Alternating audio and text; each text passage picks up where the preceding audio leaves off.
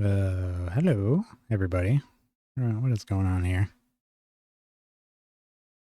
Come on. Uh, I don't know why this isn't loading. Hold on, let me restart this. Wow. Okay. Well, anyway, hi. Uh, I just decided to play some SIRALIM after getting in some Rogue Trader.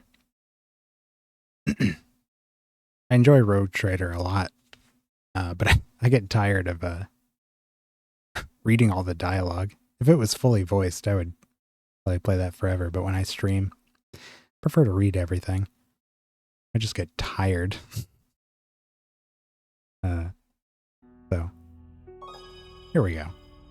I was planning on playing this after, regardless, so I figured I'd just stream it. Just gonna be a couple hours, be a short stream. Well, at least the plan is for it to be a short stream. I don't know. Who knows?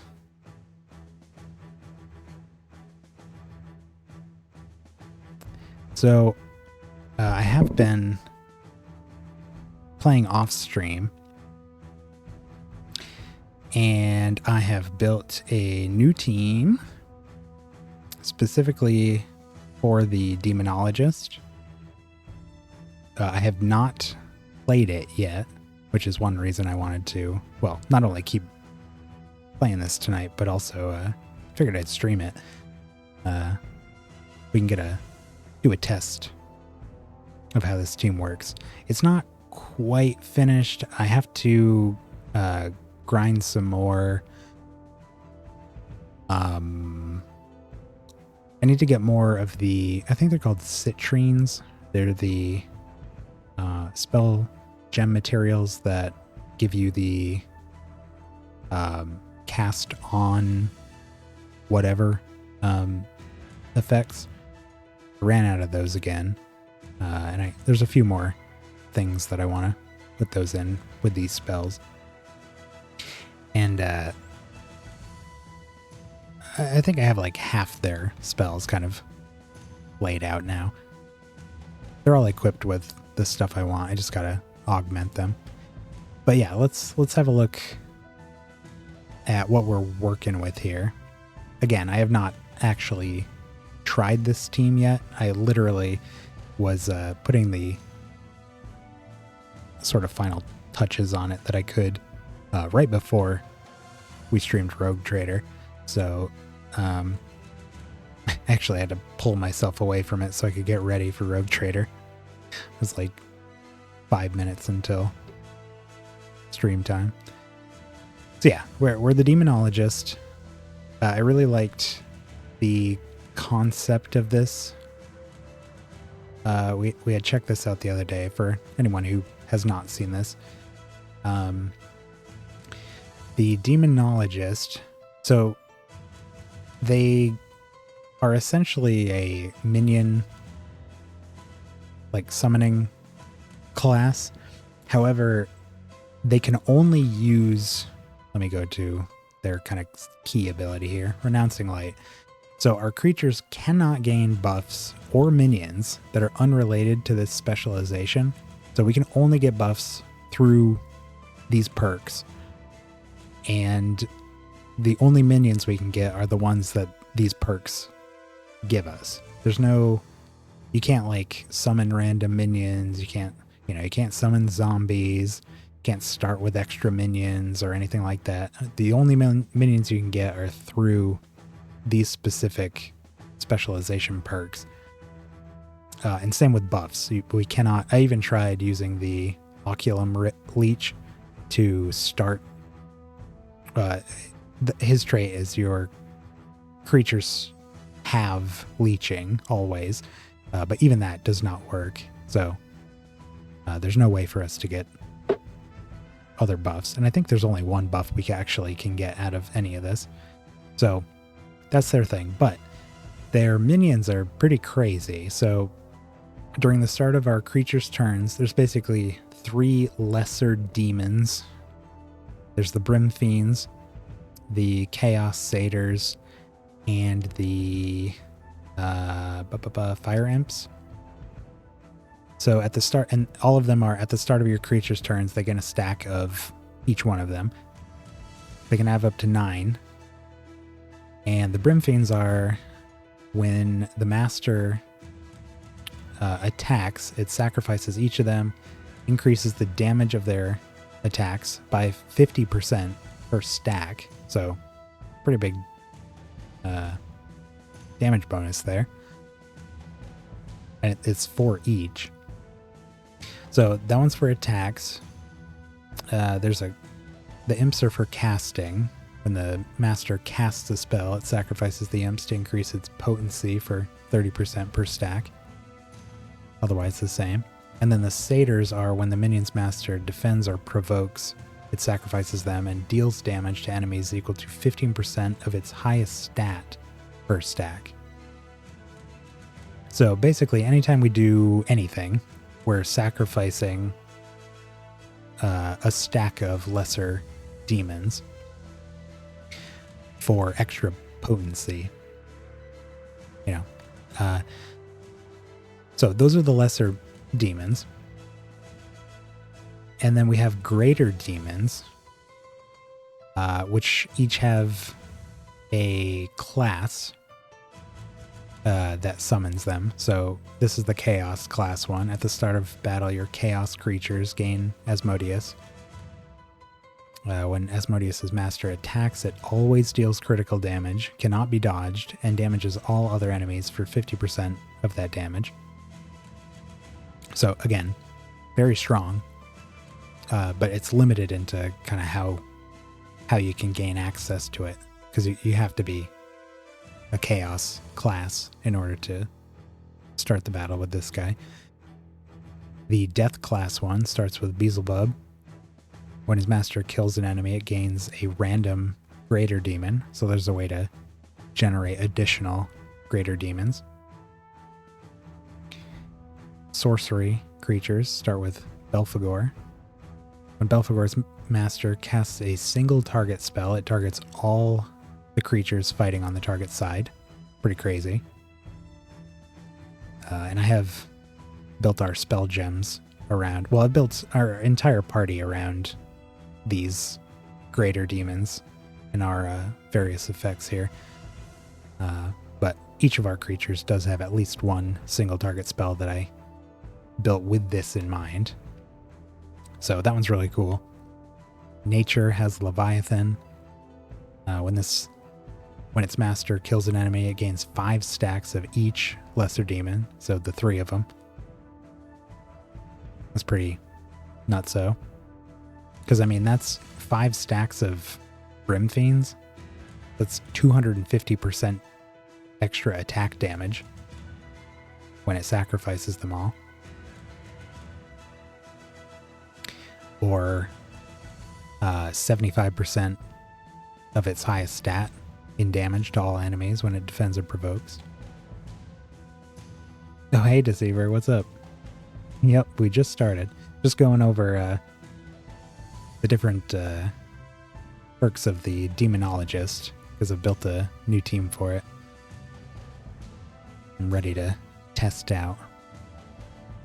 And lastly, we have the life creatures. Start with Mammon. So when its master takes damage, the damage is reduced by 50%, and it gains Shelled. So I think this is the only buff our team is capable of even receiving. And it's only through this greater demon. And then there's one final minion. So Satanachia is at the start of the battle. If we have all of the greater demons, all of our creatures gain this guy. And at the end of their master's turn, it casts the last 3 spells creatures cast in the current battle. So we just get a bunch of free spells at the end of each of our turns. Shoot those off. So, and our party does have one of each creature class. So we start with Satanachia on everybody. And all of the greater demons out there. in addition to the minion stuff, basically the rest of it kind of revolves around stuff that the minions do, usually involving them being consumed or sacrificed. We'll see how this goes. I feel like this team is going to be really nasty, but I have not put it into practice yet, so I'm very eager to try it out. So yeah, this one's after any number of stacks of your lesser or greater demons go away, the master just recovers all their health. They're just, even if you just sacrifice a single Brim Fiend, you heal to full health, which is just insane to me. I mean, that's so much health. But this has deeply influenced how I built the party, because I'm terrified of blighted. Because if we're blighted, it means we would lose at least half of our health, because I think it's 50% of the health you would have gained. So that's very scary.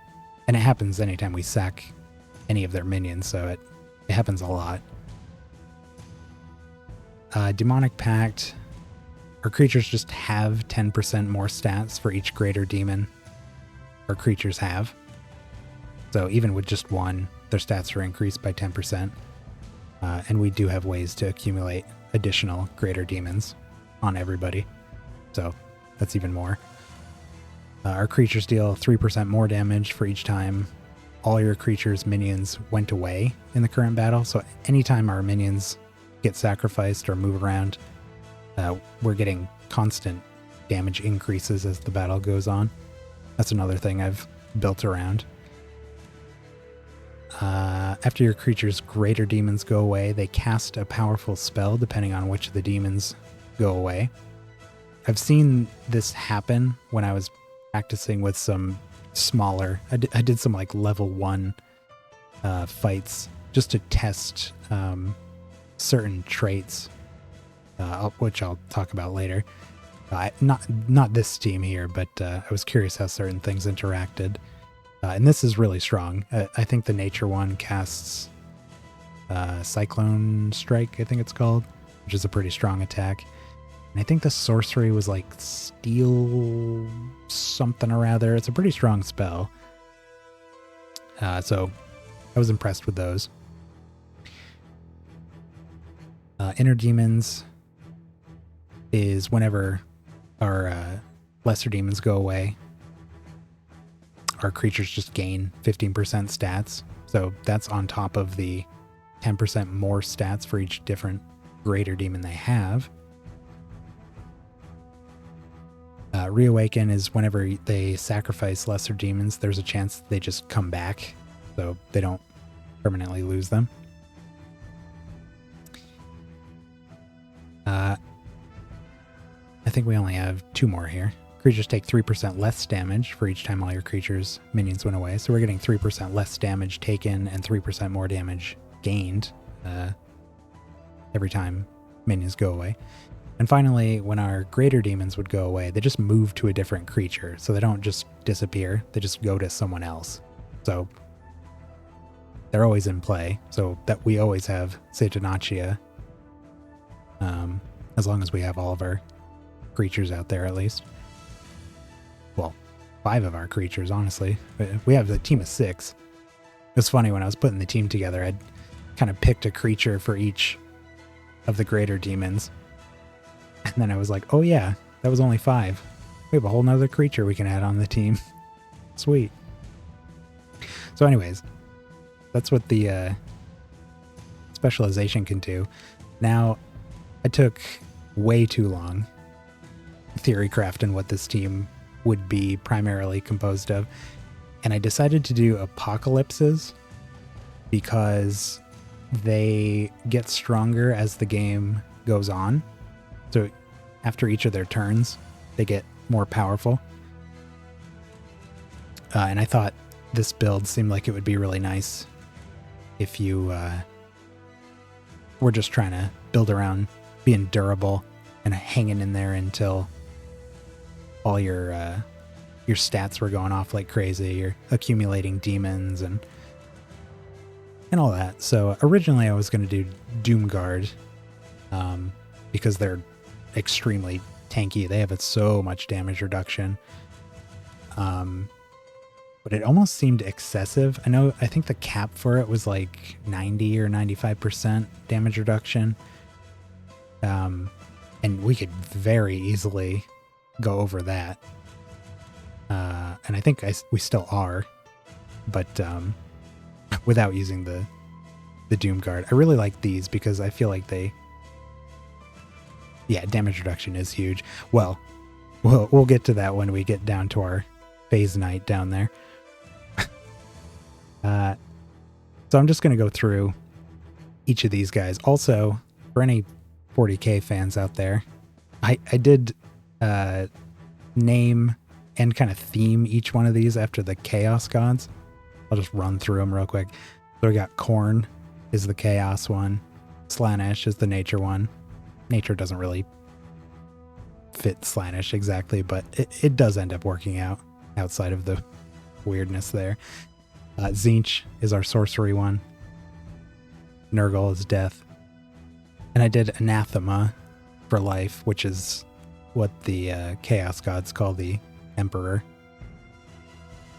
And there's theories out there that if he dies, he might become a Chaos God, stuff like that.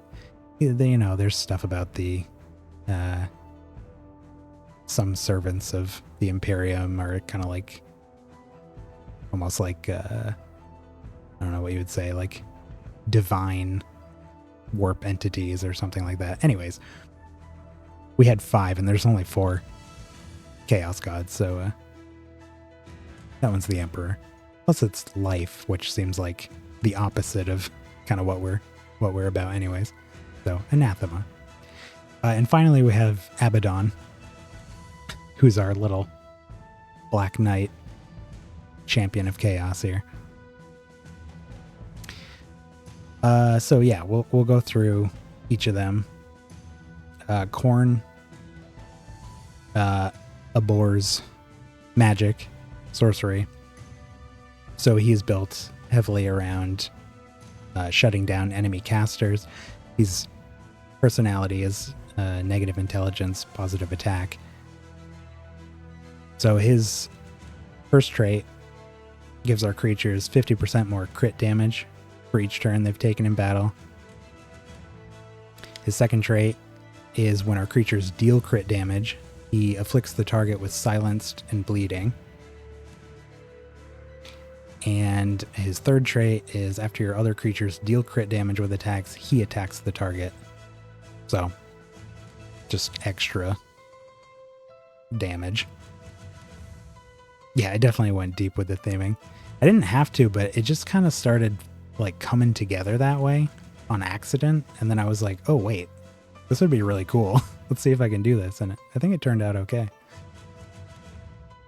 His sword just gives him a ton of attack, some speed, another chance to silence just with his base damage.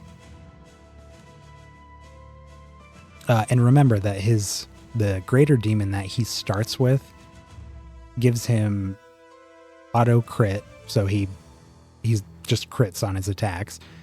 They can't be dodged, and it deals 50% of its damage to all the other creatures as well. So he crits automatically for this extra crit damage here. His attacks will cause silenced and bleeding. And then if anybody else gets his demon after it moves on and they attack, then he'll swing at them too. So sick all the synergy. It's only begun. Next we got Slaanesh, who's built for speed. I sacrificed defense for him just to be real fast, which is thematically appropriate as well. So he's got our creatures deal 40% more damage for each turn they've taken, so just increasing our damage. And after he attacks, he casts a Scourge spell that matches the target's class.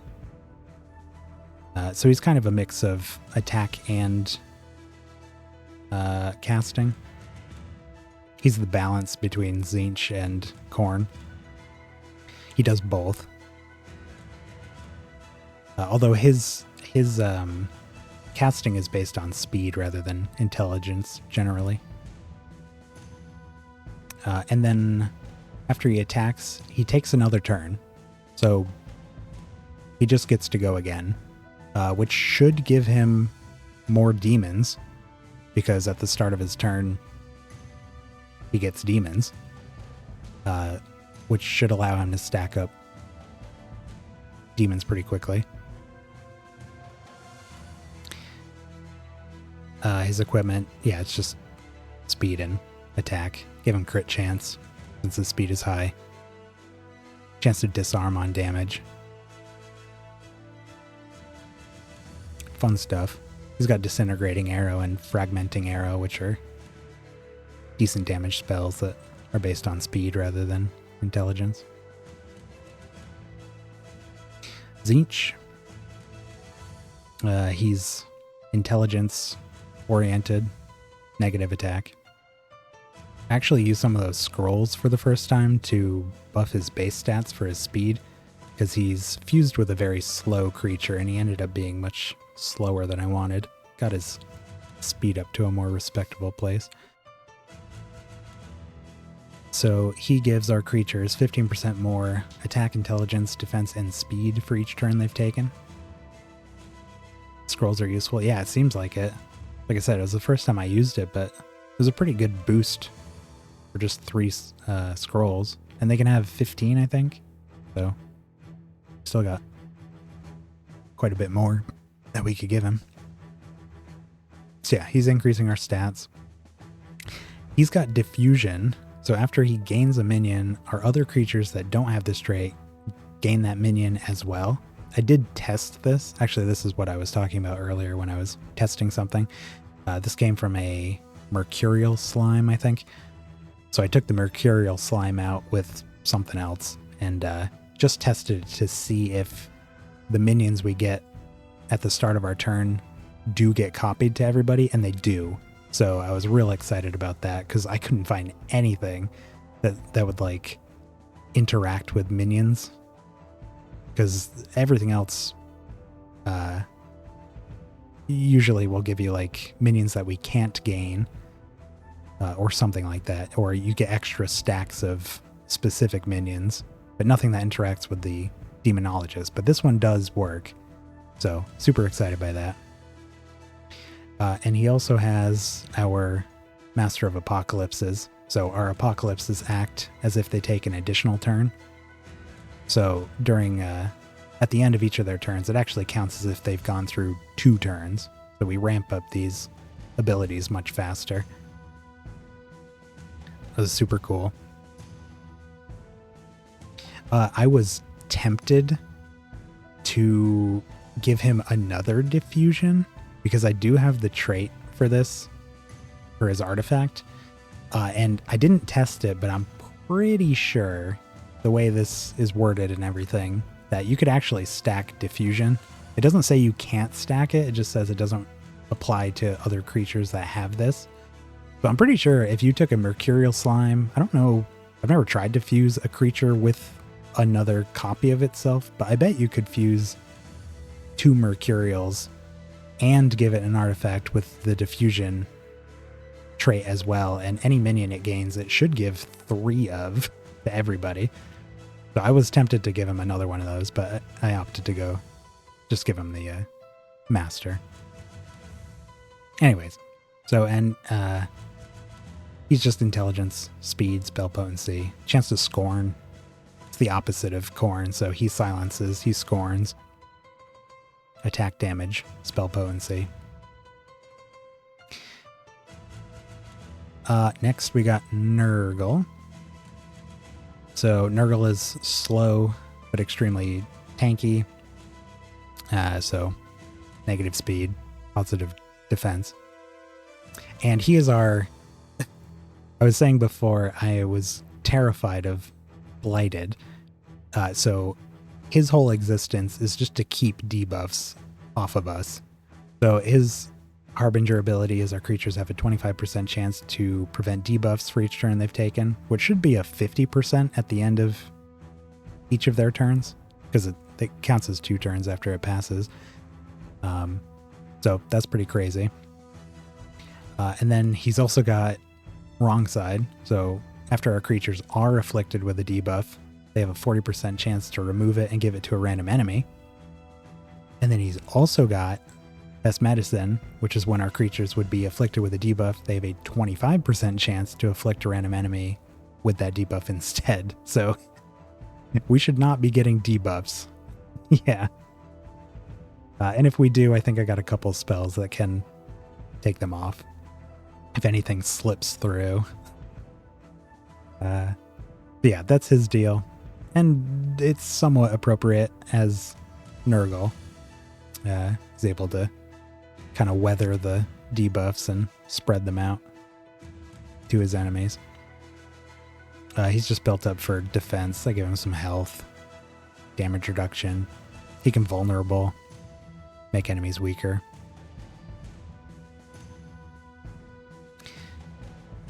So that's him.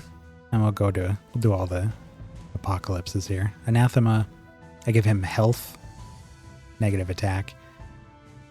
He's just meant to be a sponge, like Nurgle. Basically, these are our 3 attackers here, or our 3 damage dealers, and then these 3 are our tanks and supports. So the Anathema's got our creatures take 10% less damage each turn, up to a max of 90. He's also got our creatures cannot take damage that exceeds 20% of their max health. So I like this because it's not damage reduction. So we don't have to worry about the reduction cap so much with that. Because this just gates off the max amount of damage we can take. Now, if the attack would deal enough damage to just straight kill us, it doesn't work, but they gotta work pretty hard for that. So I really like that one. And then after an enemy dies, our creatures are resurrected with half health. My eyes kind of bulged out when I saw this one. I was like, what? That's awesome. Just gotta kill something? Bring everyone back? Love that. So that's what he's got. He's just built for health and defense. Kind of the flip of this guy. Some great traits. Yeah, I know, right? I was looking through the traits for our artifacts here, and I was just like, what? There's some crazy stuff out here. I don't even know if I've seen what has this resilience aura. I think I may have just picked it up before we ever saw the originator. He's got damage reduction, weak on damage. Yeah, and that's it for the apocalypses. And then finally, we have kind of the oddball here, but he still fits thematically. He's our champion of chaos, Abaddon. So he's got creatures take 70% less indirect damage, so that'll help us against anything that doesn't specifically target us, or say like enemies take damage or whatever. Actually, I don't know. Does this reduce like area attacks as well? I feel like it does, yeah? But it also should reduce damage from stuff like debuffs and such. So, and it's 70% less, so it's a pretty significant reduction. Then he's also got, after your creatures take damage, your other creatures take 25% of it. Splash damage. Yeah, I think it is. Yeah, so our other creatures take 25% of the damage as well, but all of our creatures take 50% less damage. Now, I'm pretty sure the way this works with the Phase Knight trait is that 25% damage does get reduced by the 70% indirect damage reduction. So realistically, that 25% is probably not going to be like any damage. But again, I don't know. I haven't tested it. In theory, that shouldn't be much of a downside for us. And again, we can't take more than 20% of our max health at a time anyways. So, and then he's also got your creatures take 75% less damage until the start of their first turn. So because a bunch of our guys are slower and we want to kind of draw out the game a bit, benefit more from passing turns, this is just a way to ensure that first turn we're not taking much of anything. So he's just a big shield. He's literally just defense, damage reduction. Got a chance to feared on damage. I don't know why I chose feared specifically. I just don't think we did anything else. And yeah. So between this guy being anti-debuffs and these two being huge damage mitigators, I think we should be fine. And then these guys, again, are just our damage dealers. They got the relics on them, the different ones we have here. They're not very leveled up. Nothing too spicy there. The only other thing I'll go over before we get into it is, I was saying earlier, the sorcery greater demon has that one where when you cast a single target spell, it casts on the whole enemy team. So I chose their first spell gem with each of those in mind. Khorne has Chaos Spheres, which just seals the target spell gems for the entire battle. So if that triggers with that greater demon, it should just turn off the entire enemy team's spell gems forever. Again, in theory. I mean, I don't see why it wouldn't do that. But I thought that was really cool. And very cornate. Again, he's our anti-caster. You want to see it happen. Yeah, me too. I would love to see that. And if that doesn't happen, I mean, he's got to have the sorcery greater demon, which isn't always going to be applicable, but he'll move around. And if he doesn't, in the meantime, he will have a chance to cast it on attacking. And then he has another chance to attack after he casts this, so that's kind of funny. I won't necessarily go over all of these, but Khorne's are all finished here. He's got Panic Attack. I really enjoyed this one on our abominations. Each of our creatures attack a random enemy for 50% normal damage. Just gave him a chance to cast it on attacking. And another chance to attack after it happens. And it casts twice, so it'll just cause our entire party to start hammering enemies. Which should trigger a bunch of things as well, so that'll be cool. And then he has Devastating Throw, which I really liked. It's too bad it only has 2 charges, but it's massive damage to the target and a 50% chance to drop him to the bottom of the timeline. And half the damage is based on attack and half is based on speed instead of intelligence. So I thought that was pretty sweet for him. Gave him Defense Pen, increased damage, and it casts on an extra target. But I don't anticipate we'll use this super often. Maybe against bosses or something. Generally, he's just going to want to be attacking. If we get Scorned or something, it's a nice alternative, I guess. Anyways, let's just go through the rest of the top gems. I won't get lost in the weeds here.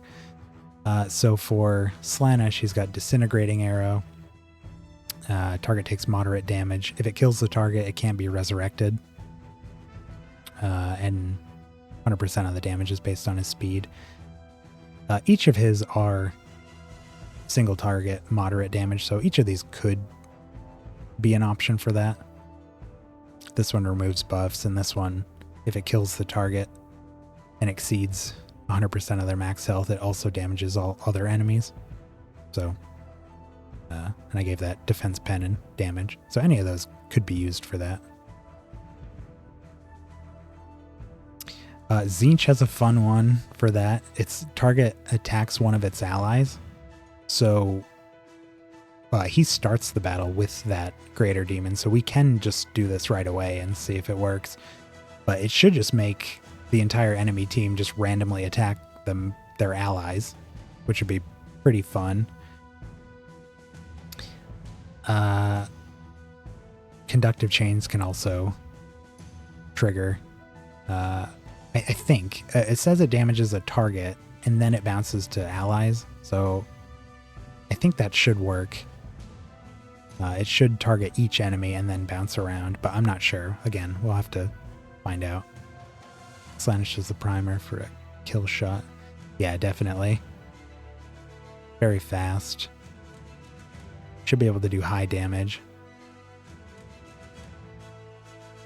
Plus he's got that, again, he's got that, when he attacks, not only does he cast a Scourge spell on them that is super effective against them, but then he gets another turn and he gets to do it again. So he should kill whatever he wants pretty fast. And because he's the nature class, he starts with the Leviathan. So if he kills something, he gets 5 stacks of each lesser demon. So that should be good.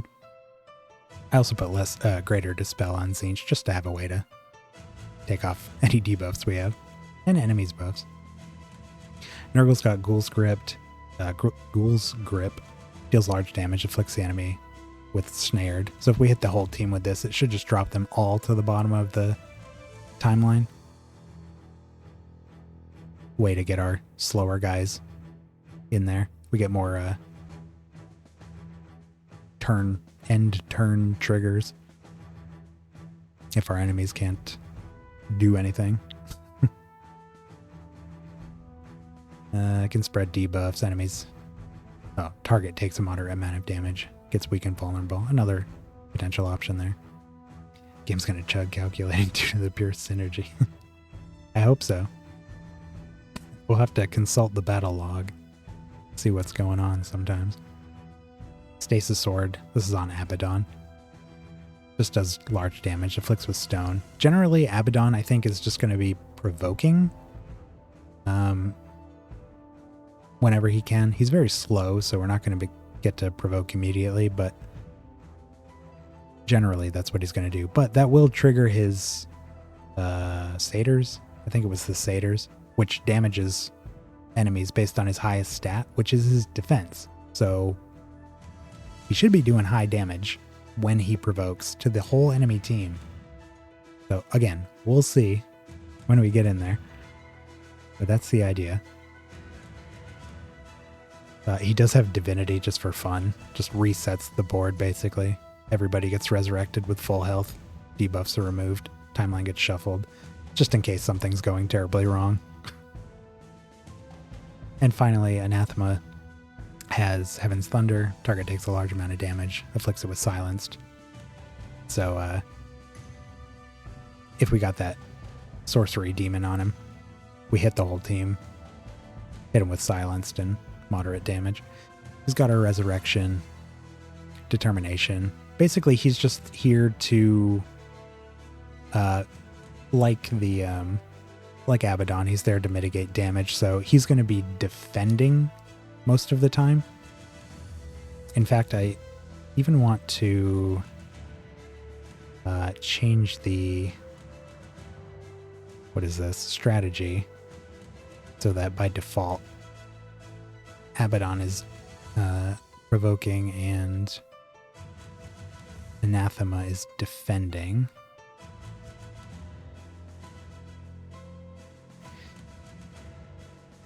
Nurgle, he can kind of do whatever. He can attack, he can cast, he can just defend. He does whatever we need him to, I guess. Yeah, so that should be it. God, I hope so.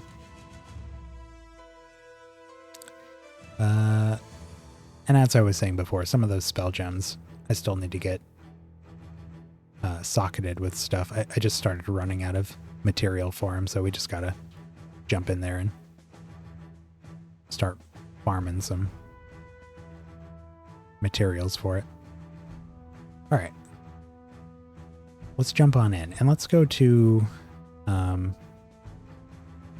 Pandemonium just so I can get my apocalypses charged back up so I can summon them if I want to do any tweaking. Same thing happened to me when I went and made a team's worth of gems. Yeah, right. Yeah, and we had just kind of freshly made a bunch of gems for the abominations. So we were already kind of low on a lot of those citrine.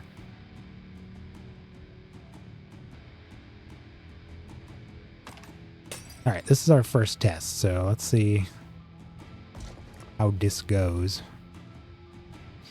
We could find an enemy out here. Usually getting swarmed. Hello. Okay, there's one. Just gonna let it play slow for these first few battles. Yeah, look at that. No damage.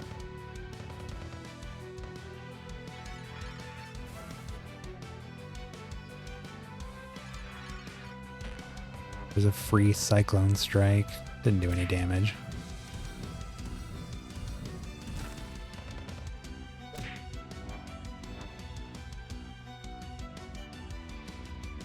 Okay, Slaanesh.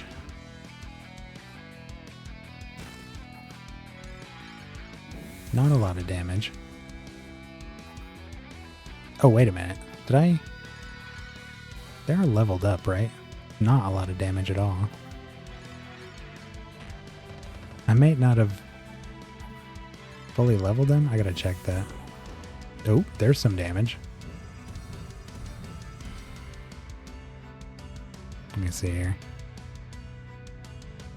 789. I don't think that is... They're growers, not showers. That's true. I feel like we were like 900 though, weren't we? I'm gonna have to check when we go back. I'm worried that I didn't max them out.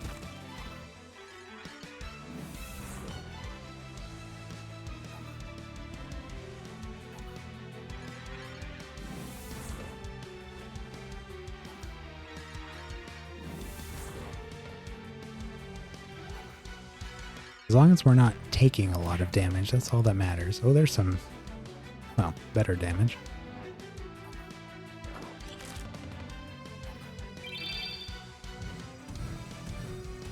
Yeah, it says their level. I just don't know if that's our highest level or not.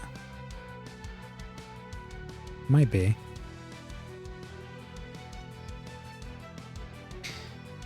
All right, corn. Doof. Okay, that was a lot more damage.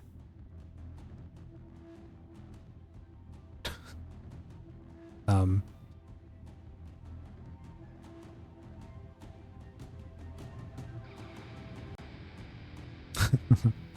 118k was the lowest that he just dealt there.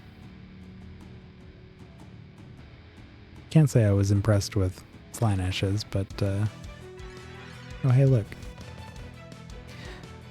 But they all get stronger over time.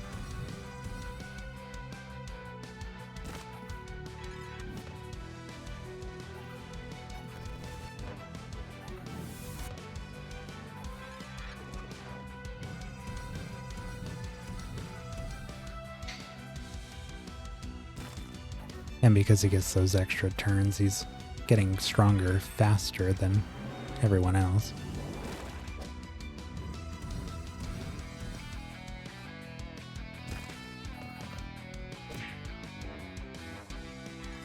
Yeah, much less damage that time.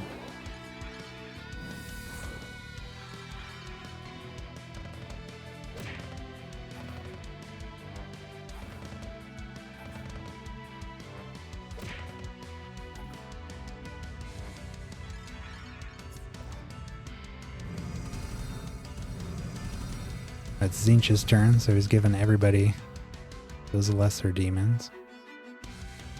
Alright, let's see. I just want to see if this works.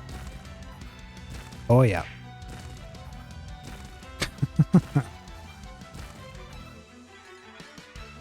Oh, and he did it again.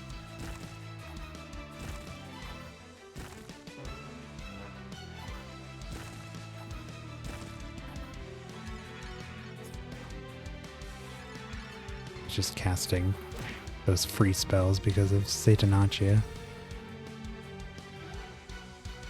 Anathema's defending. Oh my god. Who knew defending could do so much damage?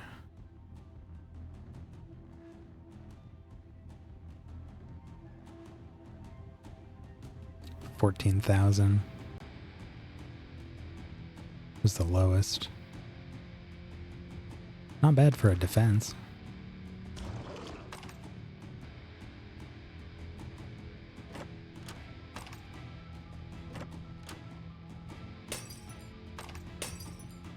Yeah, I think my thing is I gotta remember that we are not built for raw damage right out the gate. We're built to sustain. Ideally, I mean, we may have to tweak things if we're taking a little too much. But that is the concept, at least. What, isn't that where we are right now? Great Pandemonium?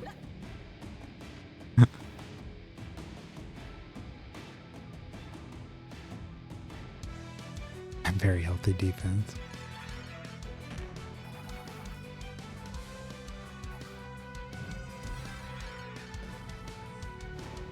What, just straight up deleted that guy?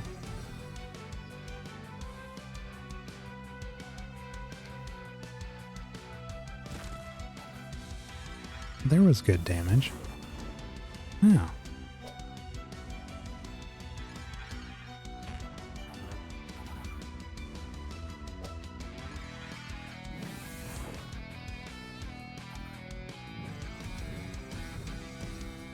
My main goal here is just to see if there's anything that sounded good in theory that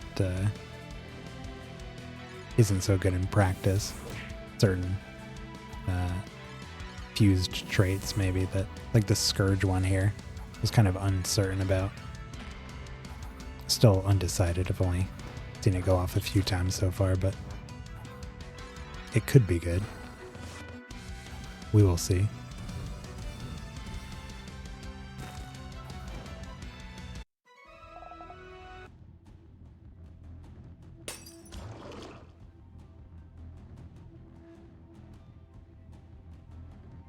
Alright, let me pick a direction here and stick with it all over the place.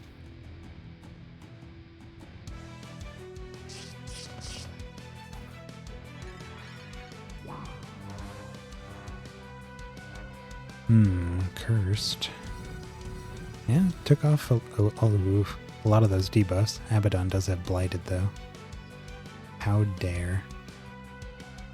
Let's test out the strength of one of these disintegrating arrows. 22,000. Not bad. Did the job.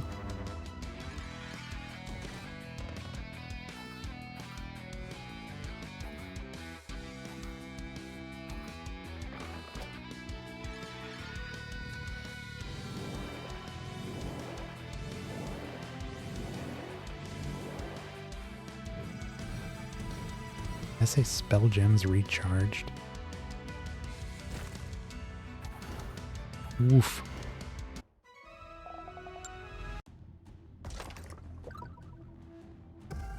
Nice. Yeah, right.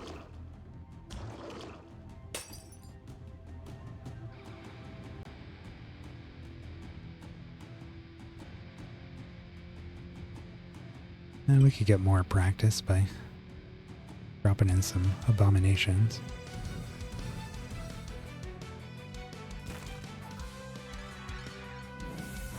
Recharge, because it'll be a different fight. Yeah, right.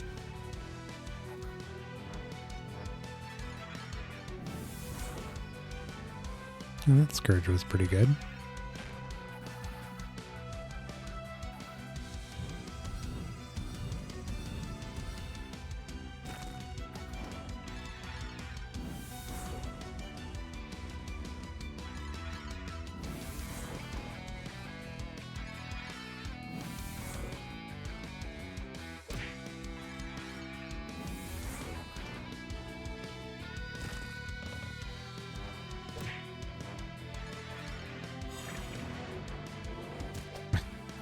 Steal the spell gems.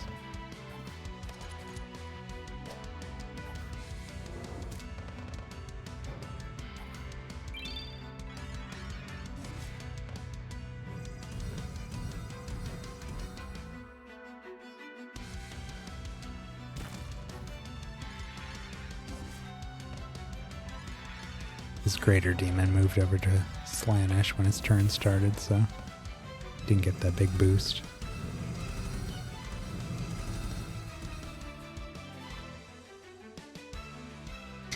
Doing this again just for the fun of it.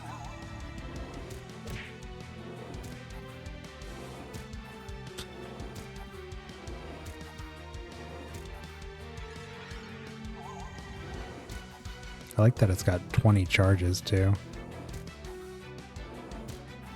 Yeah, it's a lot of fun.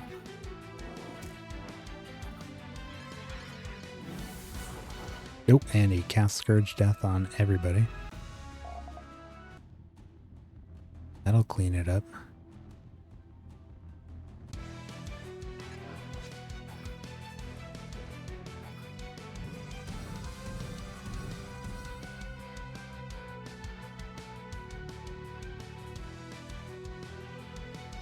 Try a fragmenting arrow.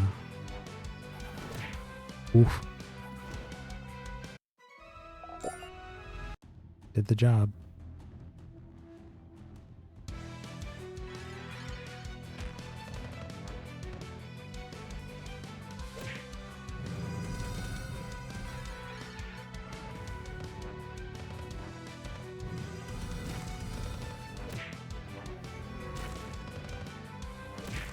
Oh, there's a panic attack.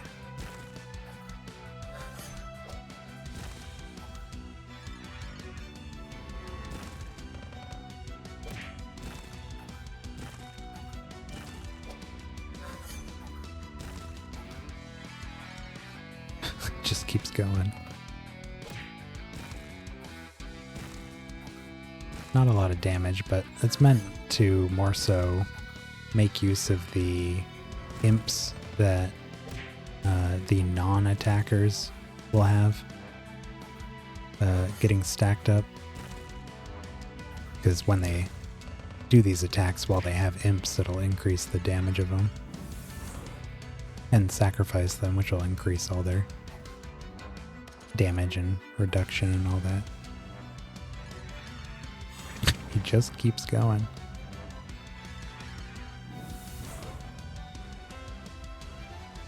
Slaanesh still isn't done with his turn.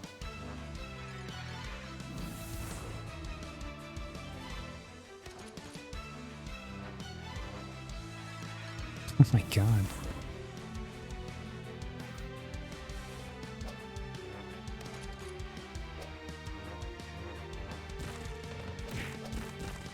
He just used panic attack again. Okay, now it's Slaanesh's turn. One guy rolling double sixes. It definitely is. Slaanesh's second turn.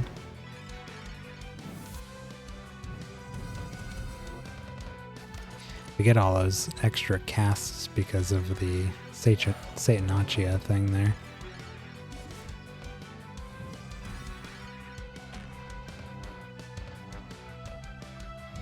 And whenever our greater demons go away, they cast a spell.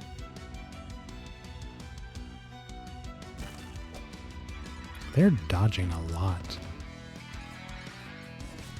I'm really surprised.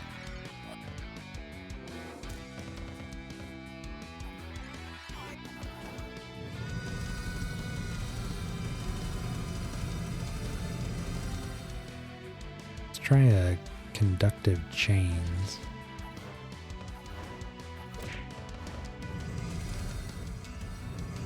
That was decent damage. I don't know why that guy took 0 though.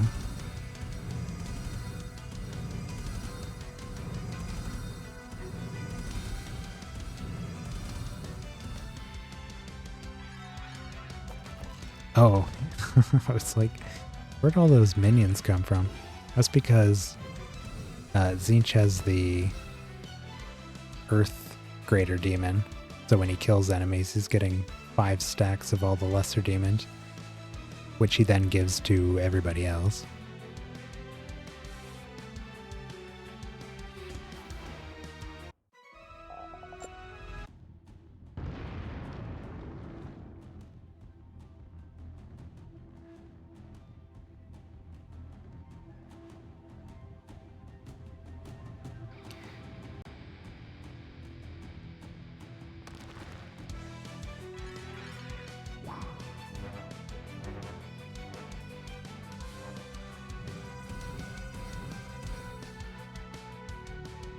They only hit us with 3 debuffs and one of them went back. That's not bad.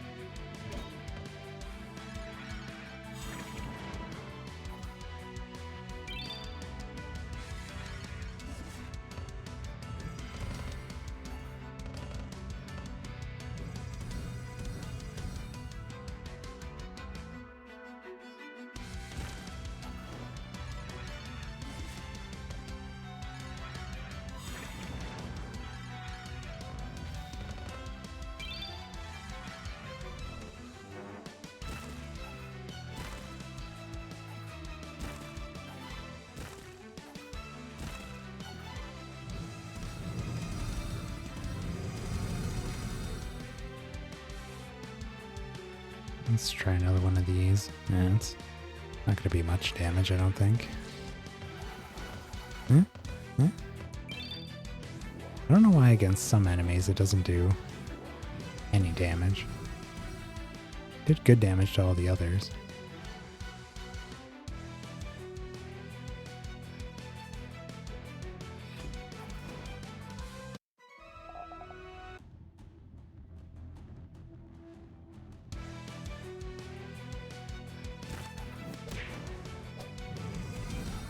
Start speeding up some of these.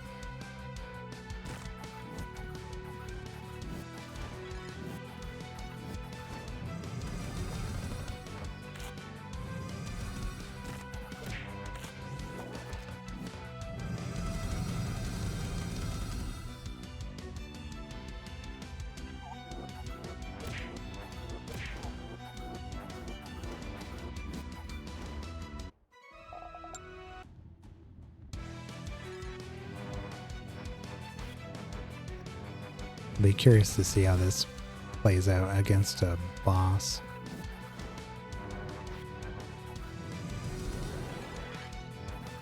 Definitely not a speedy clearer, but I knew that going into it.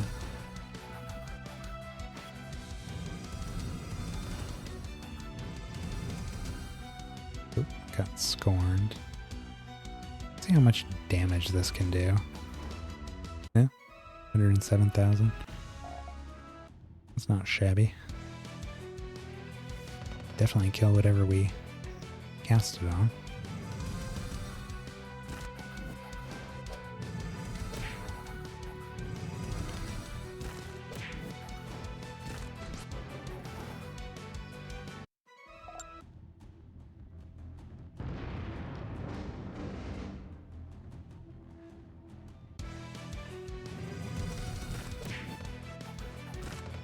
Seems like that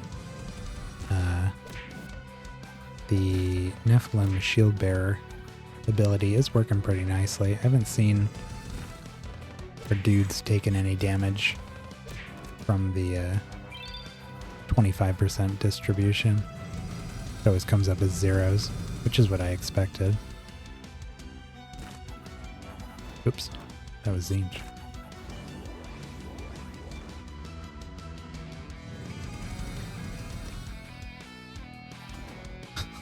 I do like being able to just defend and kill whatever's left there.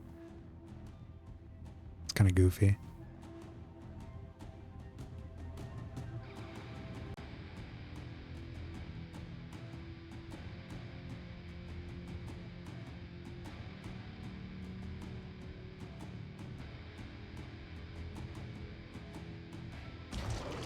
I was hoping Slaanesh would be a little bit faster, or not faster, stronger right out the gate, but he's doing fine. And he is fast as heck. I mean, he's typically going first. Definitely going first for hours. Apocalypses aren't exactly the fastest things around.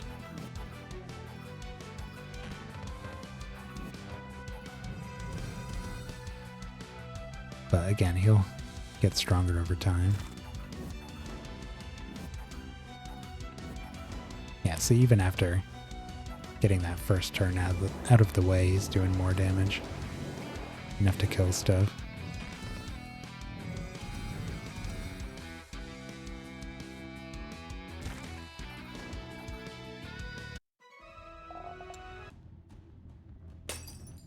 Definitely see the difference when Khorne doesn't have his Greater Demon. Hey, an Apocalypse Master. Hydra on Hydra action.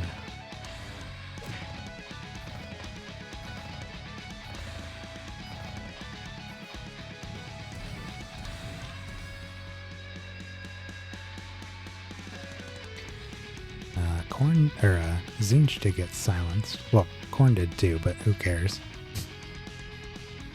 I don't think it matters too much which of these we... Let's get rid of this guy.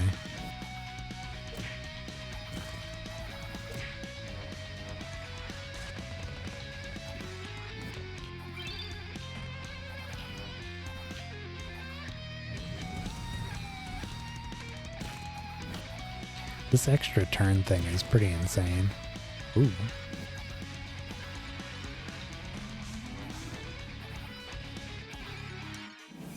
I'm curious if that works with something else that allows him to attack during like somebody else's turn or something. Probably doesn't, but I don't know.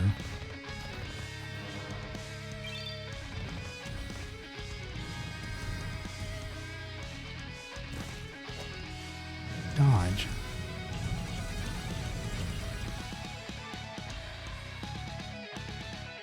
Now we are silenced, but could just defend. I wonder why Zinj didn't heal there. I thought that was supposed to happen whenever you lose minions.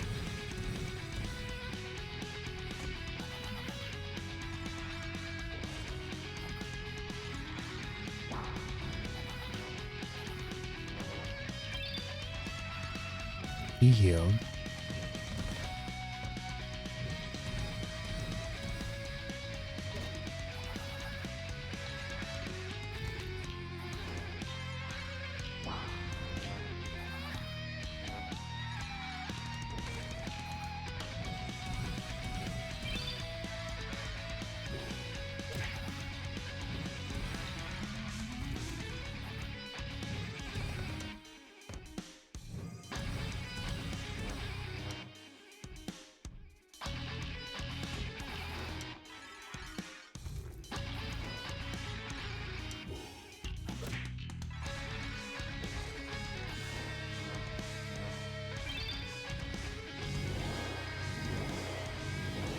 Whoa.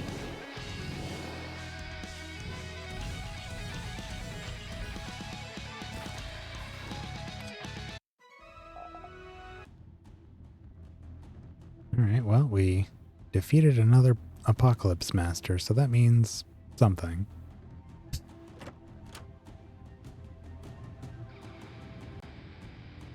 We are the master now.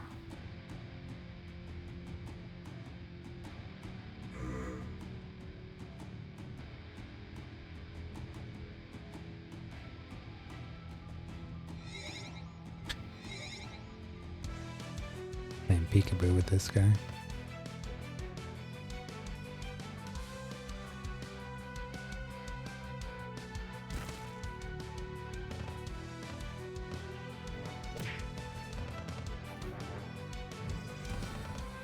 Confusion. Attacking ourselves here.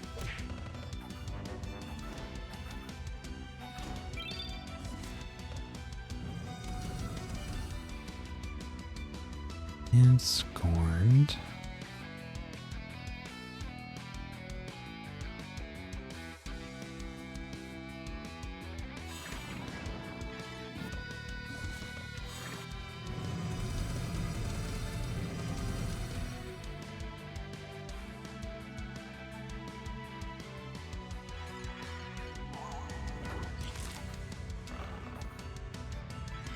Good defenses. Yeah, I hope so. I have been taking more damage than I suspected I would, but we're still doing fine. And even if we lose some creatures, as long as our anathema stays alive, anytime we kill a creature, it'll bring back all of our other guys. And he has a resurrection spell. And so does Abaddon, if we need to.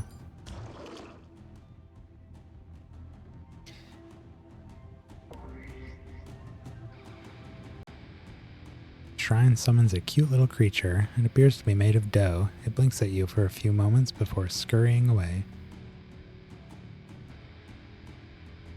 Is that a dumpling? Does that mean there's one here? Somewhere? I know we encounter those sometimes, but it's on the level. Oh, okay, cool.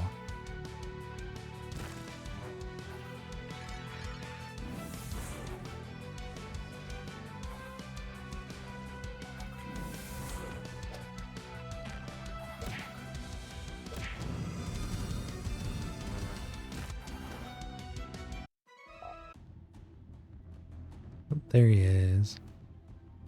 Get over here. Nowhere left to run, buddy.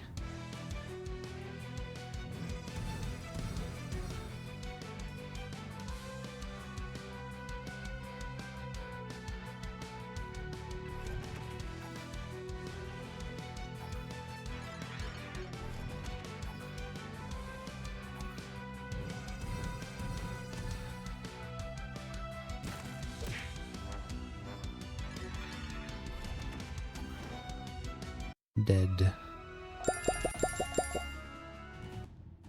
That's 7 levels I just heard.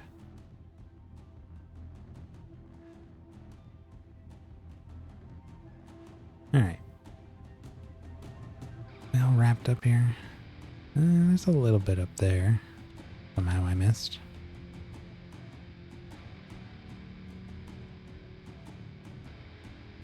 Boop, boop, boop, boop, boop.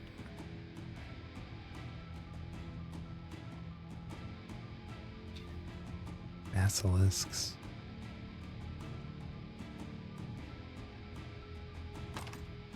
Oh, good thing we checked. There's an exotic up here. Nine-tailed harvester. How stupid of you to come here. This realm will be your tomb. So many have said that. Some have been right.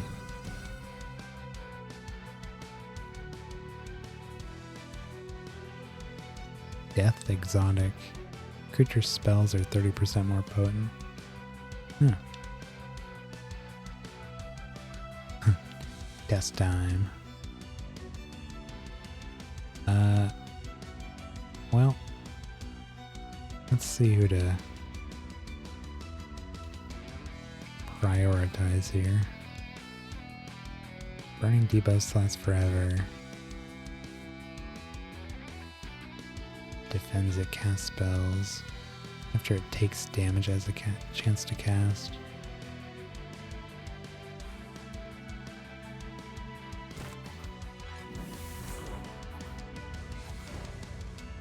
Ow. You died fast.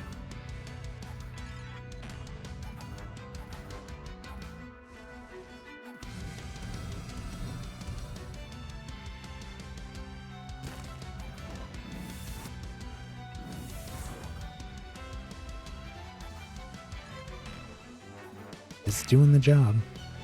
If we can clear realms, that's all it needs to do.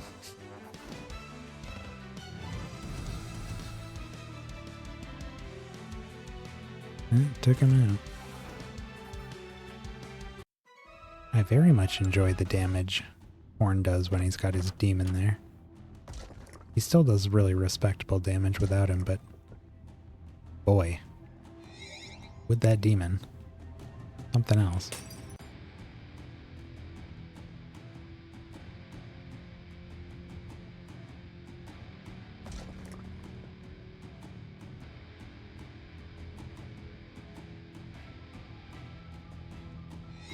No, we got some projects to turn in. I don't remember if I just did that or I had them ready to turn in for a while.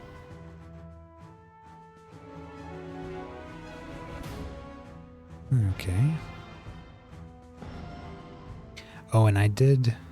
I forgot I did this. I was so focused on team building for a while. I did do some arena grinding, and I did get the gladiator idol. So we have the gladiator class, or a specialization rather. Finally, didn't even look at it. This is arsenal spells. Bolster your forces, devastate your opponents. Creatures' artifacts become far stronger. Huh. So now we're just...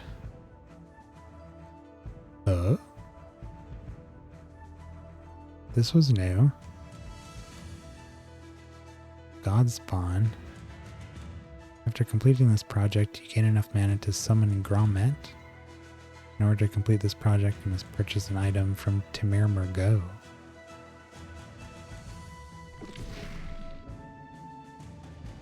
Oh. Okay. Arsenal spells come from the... Oh, okay. So they're like the I forget what they're called. The beer or alcohol spells or whatever that the dwarves have.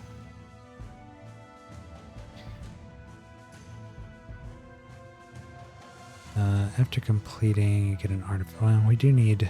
No, we don't need artifact. We need the spell components.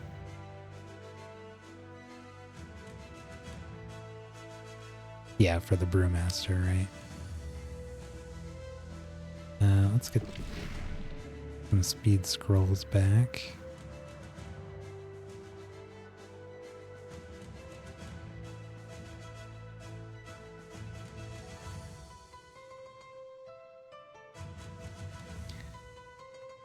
Oh, I wanted to just check here.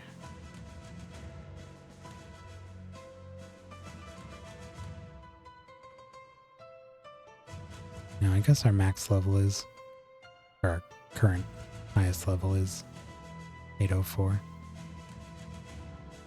Just wanted to make sure there wasn't anything weird going on there.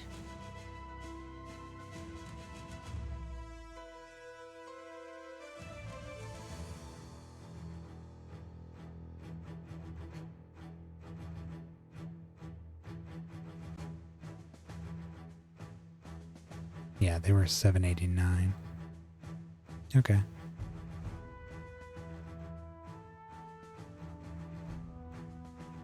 Every time you reach favorite 20 with a god, you unlock a god's god spawn project. Oh, okay.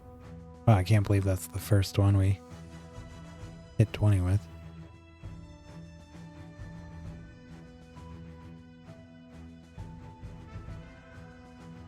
Oh, those are emblems.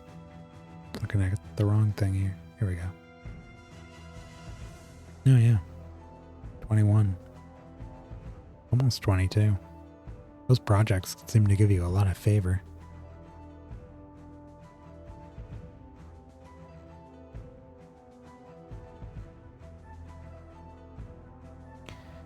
Yeah, let's go there and see what that's about.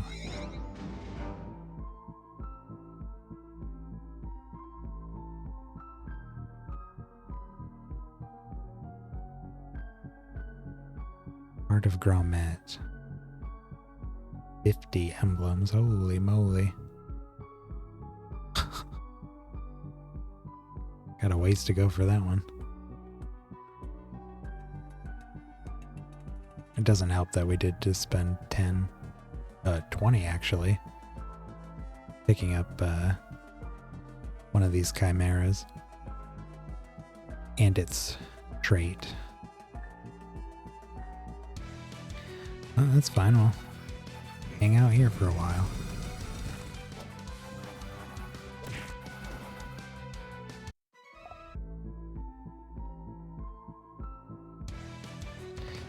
Gotta start holding down A.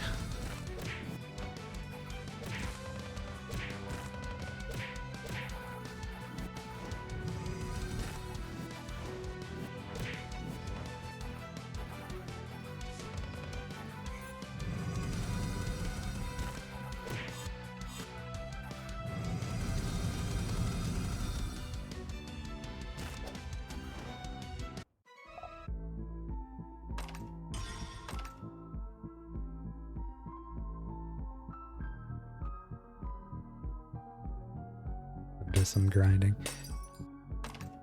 Yeah, that's pretty much what I was gonna do tonight anyways. May as well be this. Really need those spell gem upgrades.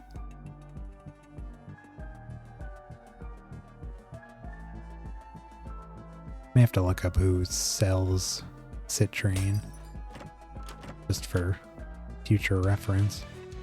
Seem to blow through that a lot.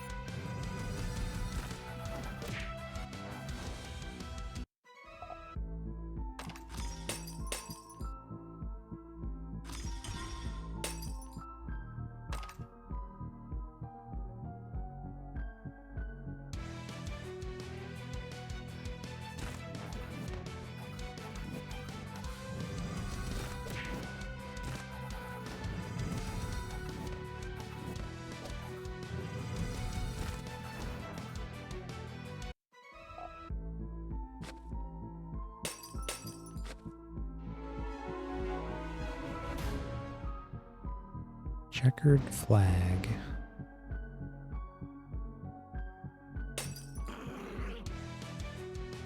It was an accessory, it looked like.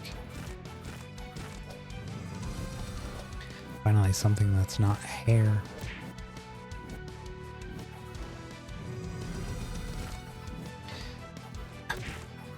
These Wolpertingers are my current inspiration for another team, actually. I was thinking about doing Wolpertingers with devils.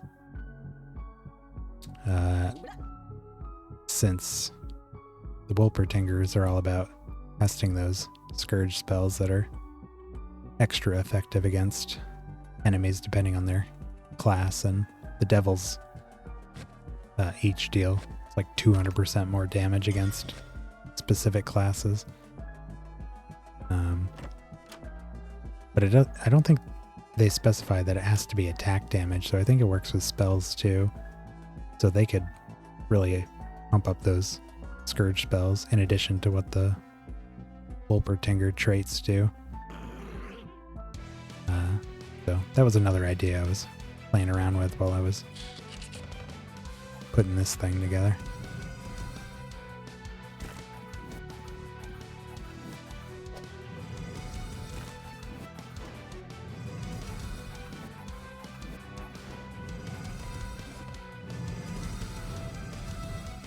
Oh, look at that. We got the Chaos Greater Demon on everybody right now. But no one else got to use it.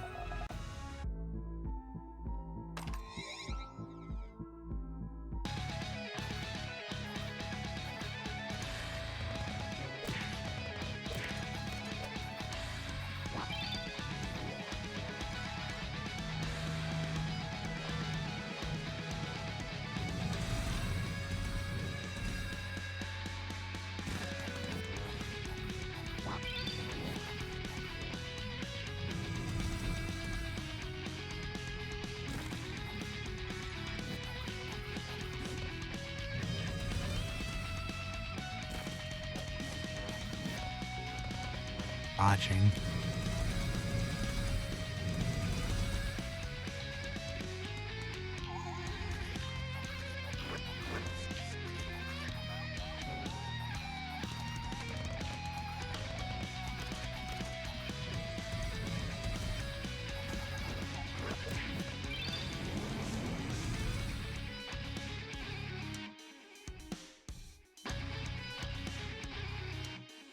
He's got Beelzebub, Demonology, and the Lessers. Okay.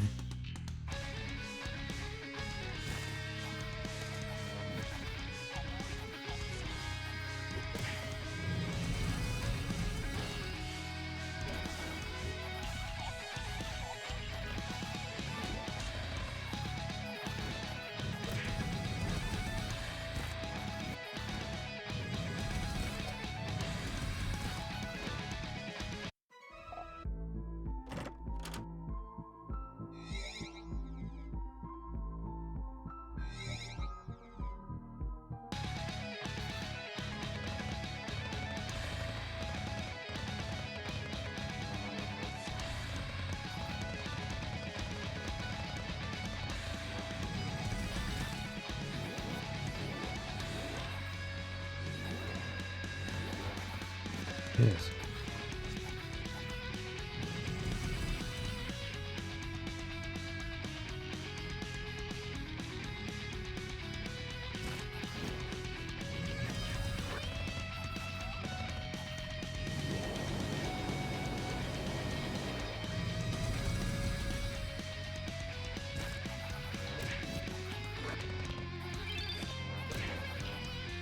Wow.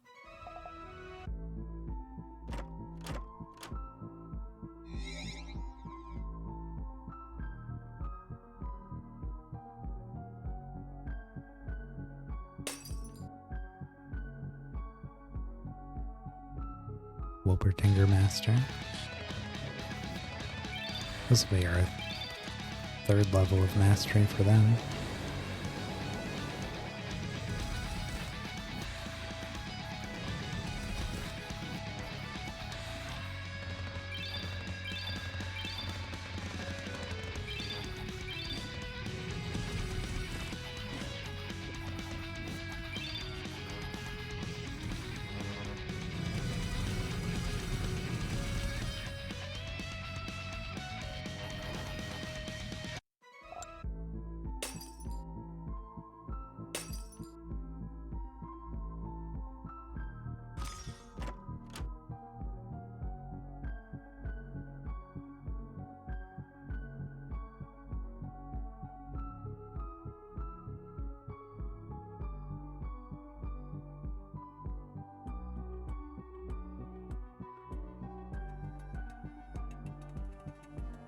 Okay.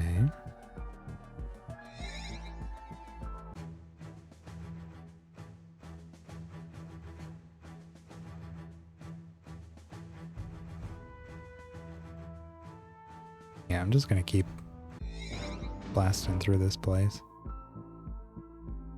Probably for the rest of the night.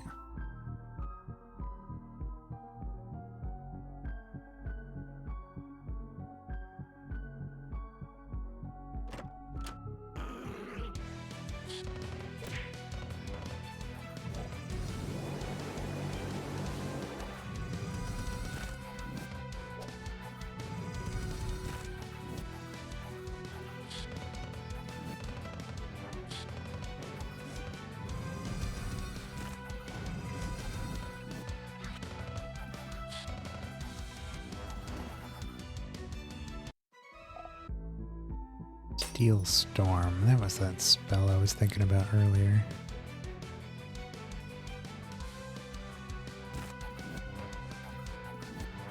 Does some good damage.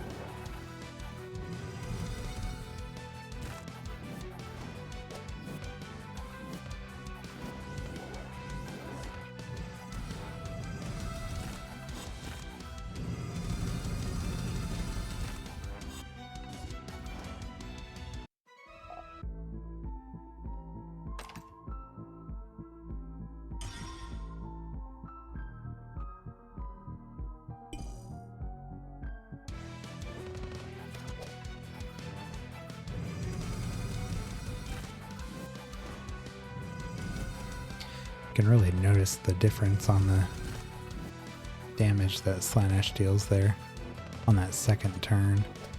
First turn he barely deals anything, but second turn he's already dealing quite a bit more.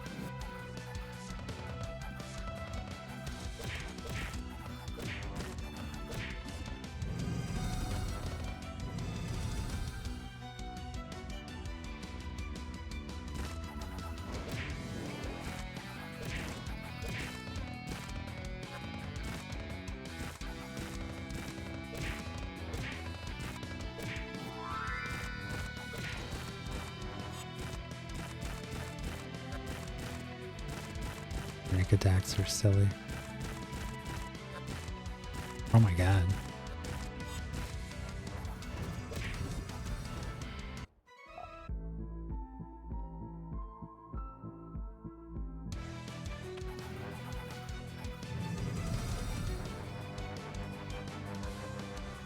What the heck was that? Just gave him like every debuff? What was that?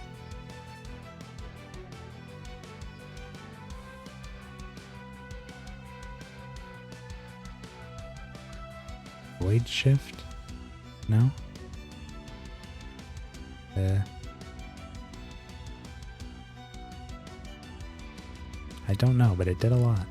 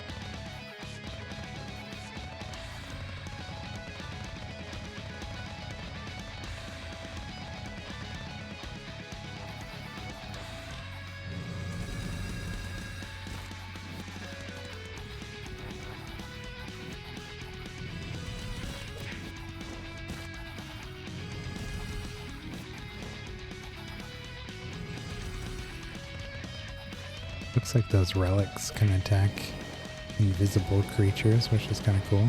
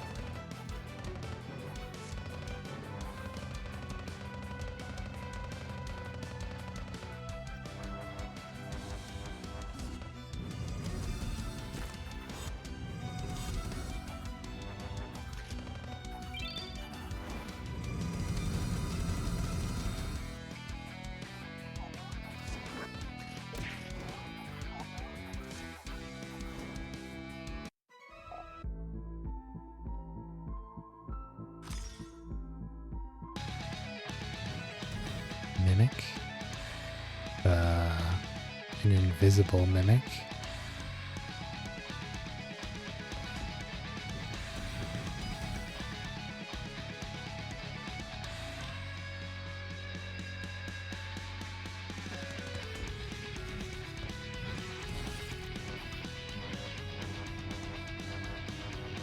Dark Strike. Whatever that is pretty nasty. It's a lot of debuffs.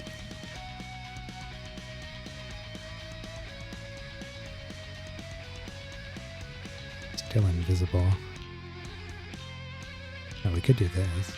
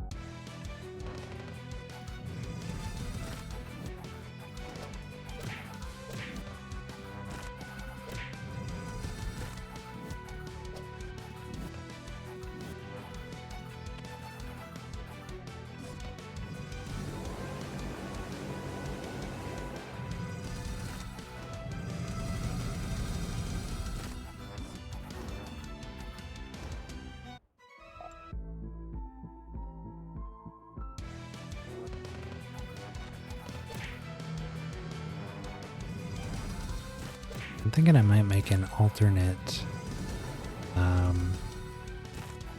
Abaddon without the Nephilim shield bearer and see what kind of difference it makes. Maybe I can get damage reduction that's just as good without needing to use him. Maybe I can get even more somewhere. Maybe incorporate one of those Doom Guards into the equation. And I might try something different with Slaanesh as well. The Scourge after attacking is cool, but it's not, like, necessary. It's fine. Part of the concept there was just to be sacrificing as many of his demons as I can. So using the ones you sack to empower spells and the ones for attacking each turn is kind of nice for that. But there might be something better out there. I mean, I'm sure there is. There's no way that's the best possible thing I could have chosen. Maybe something more interesting.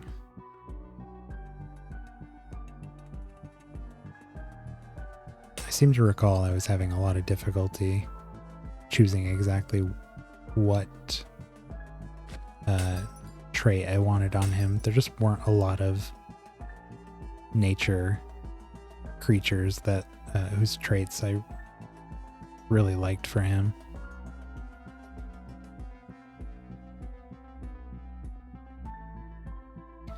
So maybe I'll look through the list again and find something else.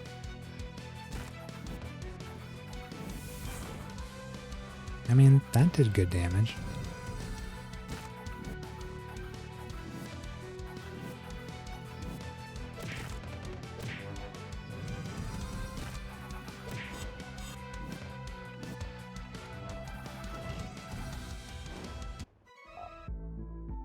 Let me change Zinch here to cast by default. Also,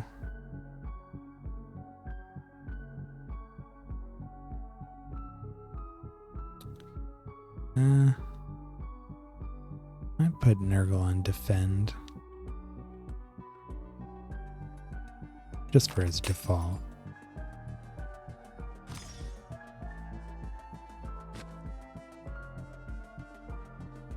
Chimera Master. Wowee.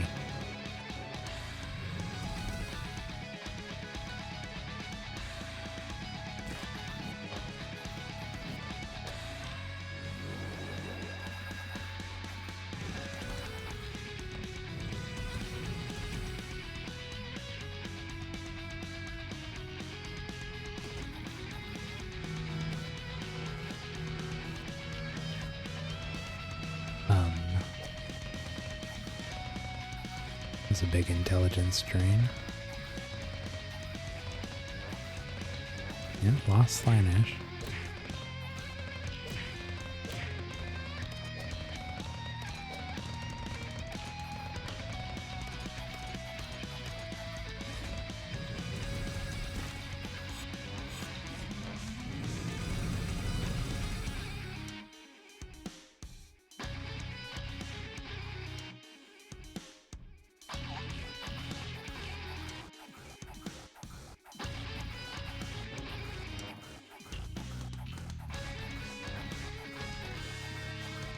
See, they have a lot of attacks, so let's make them attack each other.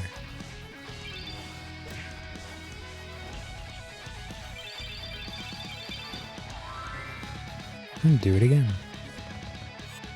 Yeah, killed a guy, so Slaanesh came back.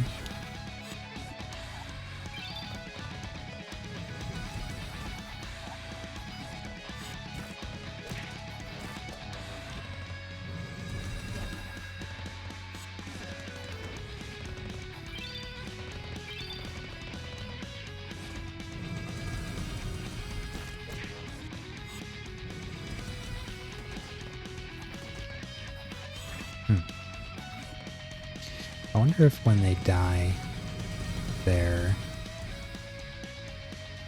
number of turns resets.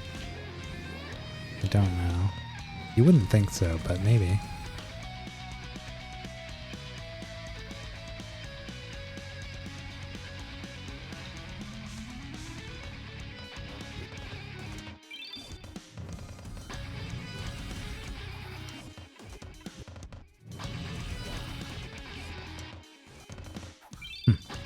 Why didn't Abaddon heal?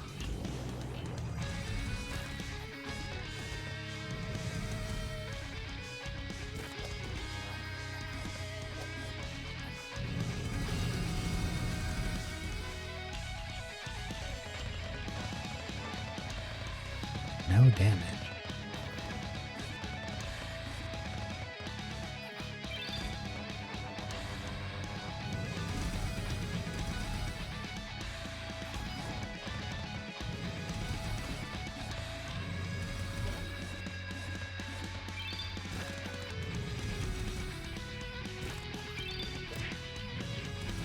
Gotta take this guy's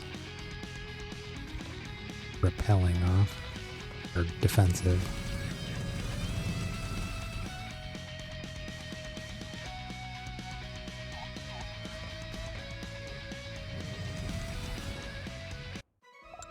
There we go.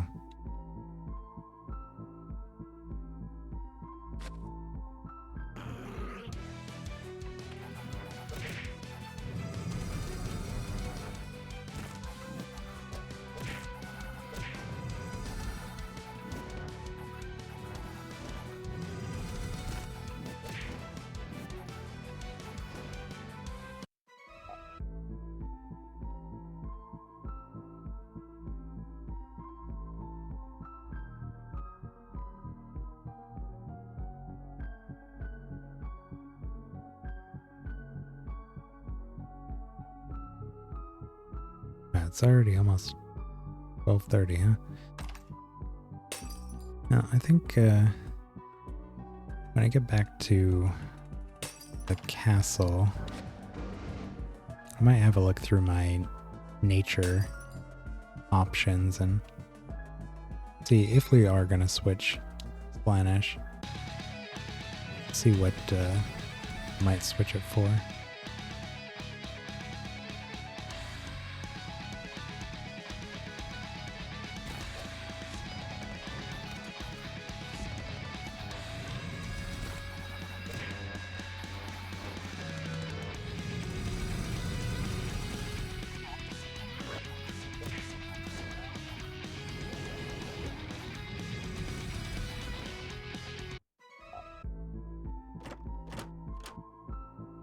Ooh.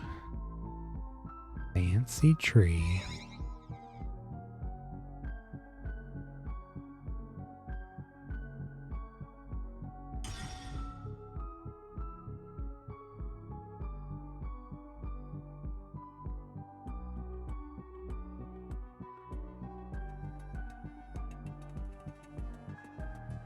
This team is kind of interesting because it's kind of full potential.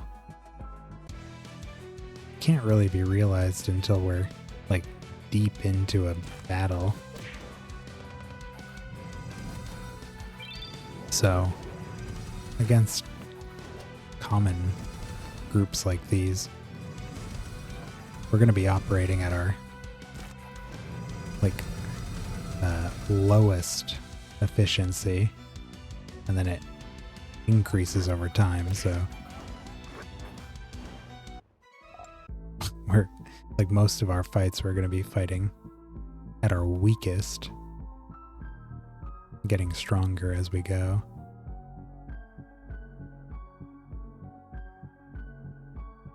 Definitely a trickier concept to wrap my noodle around. Noodle meaning brain, obviously. Let's look at the nature classes here.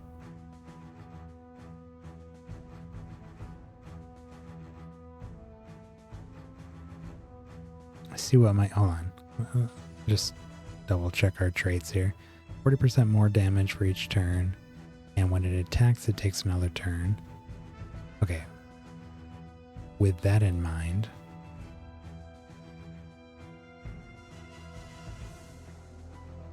let's see what we have.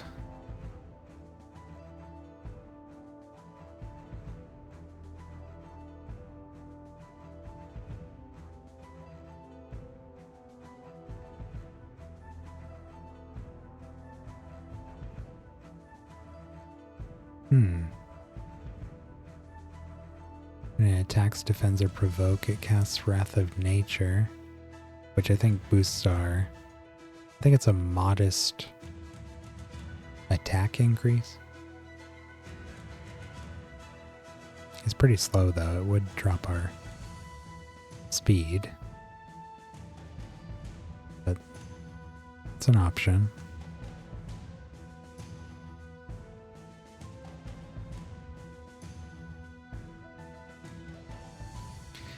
After this creature attacks and the damage exceeds 35% of the target's max health, enemies take 70% of that damage as well.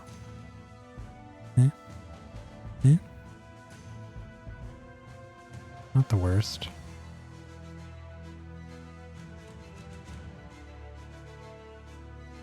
These were another kind of interesting one that I kept coming back to and considering. All of these arbiters have this at the start of the battle. 40% of their whatever stat is added to your other creatures. But I didn't end up going with that. I was thinking those might be cool fused with the Nephilim, who are all about... I think they also gain stats over the course of the battle, but they're like very well rounded stat-wise and share their stats with each other and stuff. After it attacks, it deals damage to the target and enemies adjacent to it equal to 50% of its current health. After it attacks, it decreases the defense of the target and enemies adjacent to the target by 30%. Afflicts the enemy with vulnerable and stoned. Attack always deals crit damage. In addition, it has an independent 30% chance to dodge.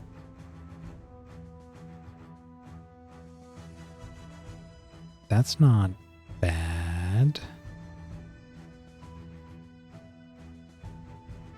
Let me summon that guy just so I have him here.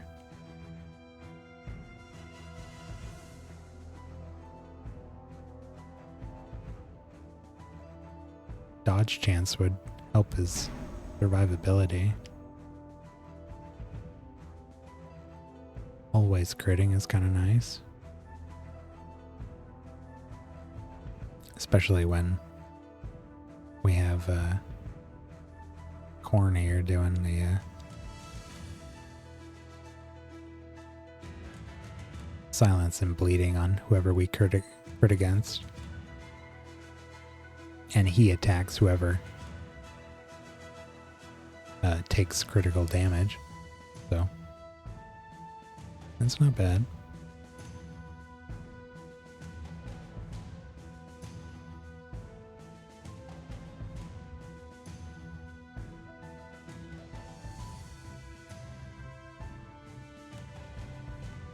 %70 of the damage dealt to adjacent enemies. Confuses.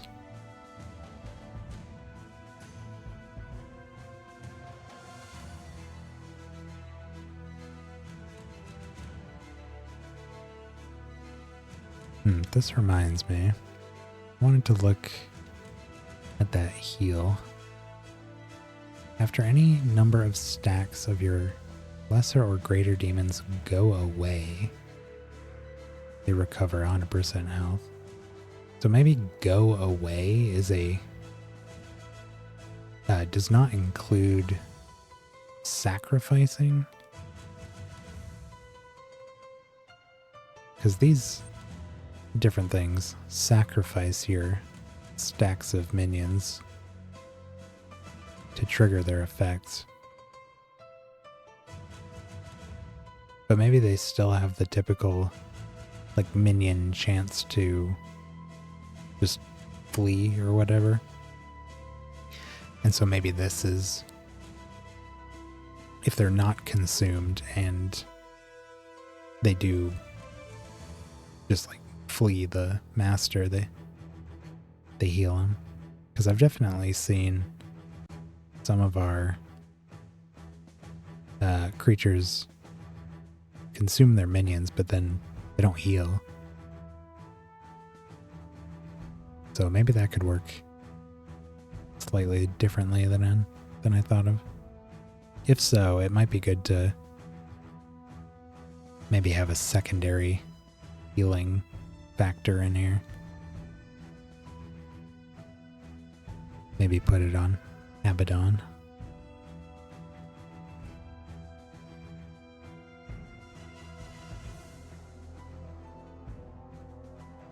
We're looking for nature again. Centaurs have some potential.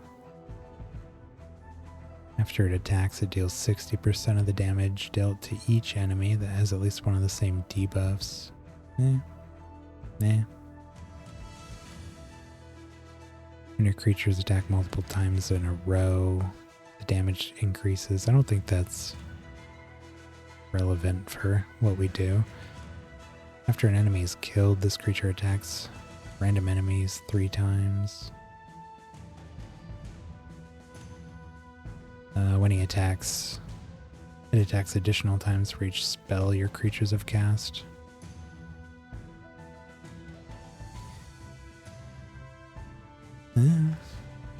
Maybe.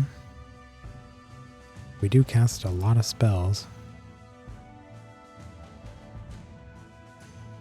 Bunch of extra attacks. 25% chance to continue attacking the target for each debuff it has. After he's attacked, he attacks. After an enemy manually casts a spell, he attacks it. Didn't say any that I liked more than the loner.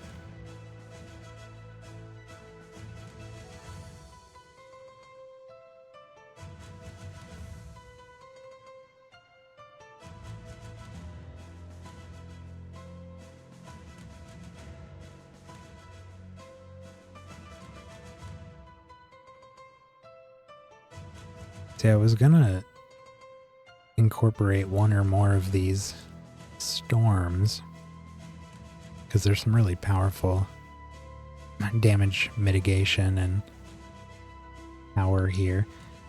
Well, not on this specific one, but the others. But they have to stay above 90% health, which is doable if those heals are coming in regularly.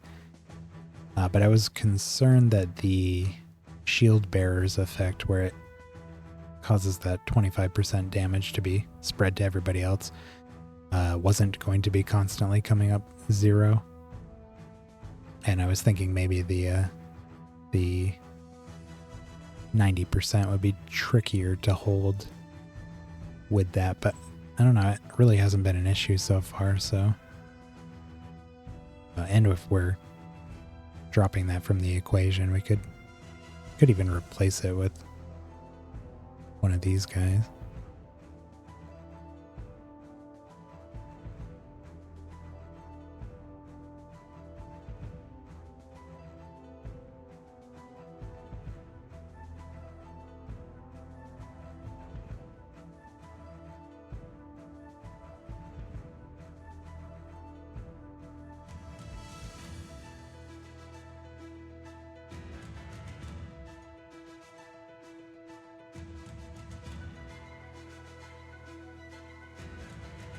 Do you have to kill 100 of these things to get one? Because I'm at 8%. I feel like I've probably killed 8 of them. That's insane.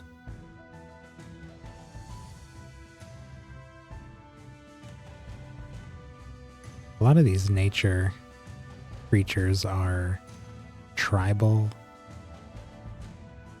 heavy, like these Fs, the electropods, the Imlers, Imlings, etc. So a big chunk of these just really aren't viable for what we're doing.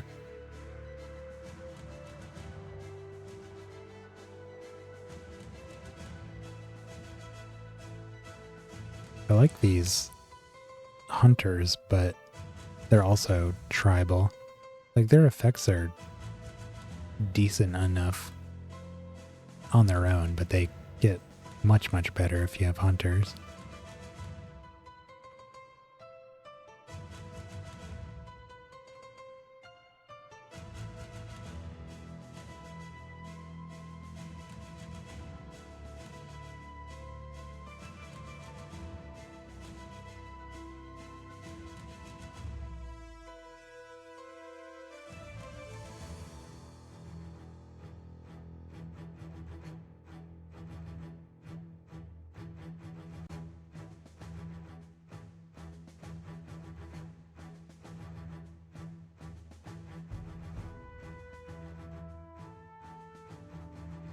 A lot of stuff with buffing here that we just can't take advantage of. So you got stuff like this Storm here. Well, he's above 90% health. He does 100% more damage. Start of the battle, your creatures gain Shell Bust. spell gems have a chance to cast an additional time.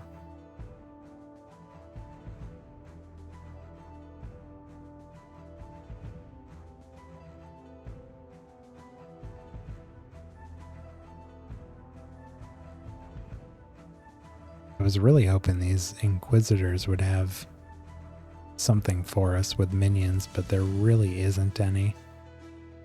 Like, they're kind of all about gaining random minions. This one's empowers the 4 horsemen. This one gives you random minions. Start the battle with 1 to 3 random minions. Writhelings are empowered. None of that can even do anything for us. We can't gain any of these minions. And there's no sense in powering up minions we can't have. So it's kind of disappointing.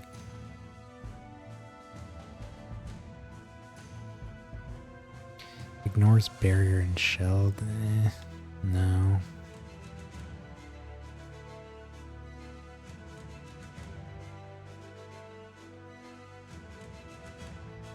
We can't do stuff like this either, because we can't have buffs.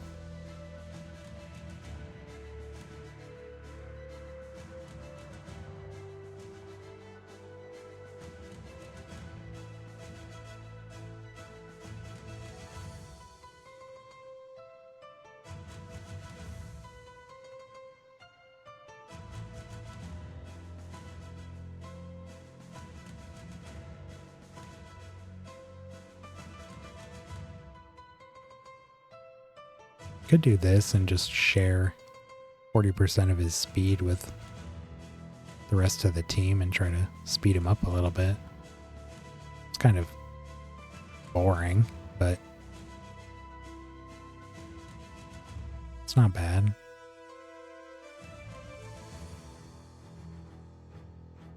Probably be something like 3,000 speed. No, it'd be much more than that. I think his current base speed is over 6,000.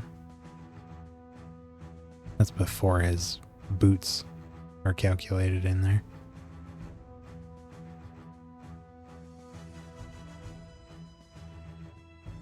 Yeah.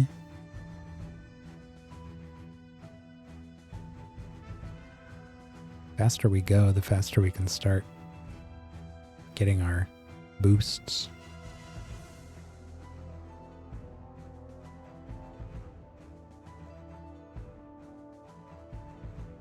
It's another option. I'm gonna write these down.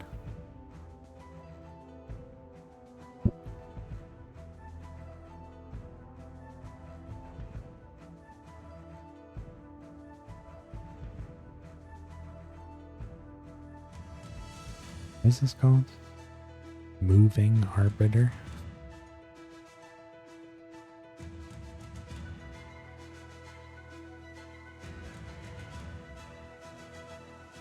Yeah, this is basically all I do for a couple hours. Just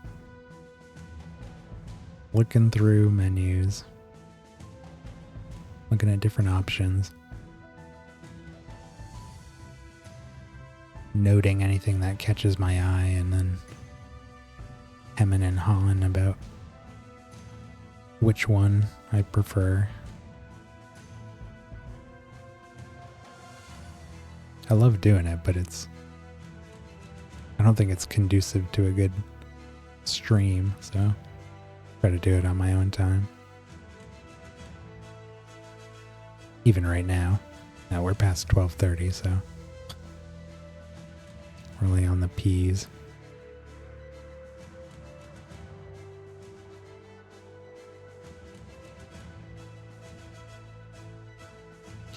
We'll just skim through here and make a note of anything, and then we'll wrap up.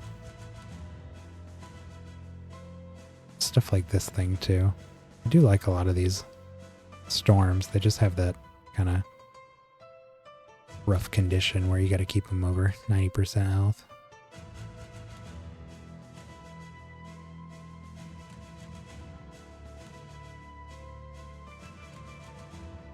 And most of them are kind of selfish, where they only improve themselves, not your whole team. There's one that I was very close to putting on the team that helps everybody. I'll surely see him down here. But I ended up not doing that.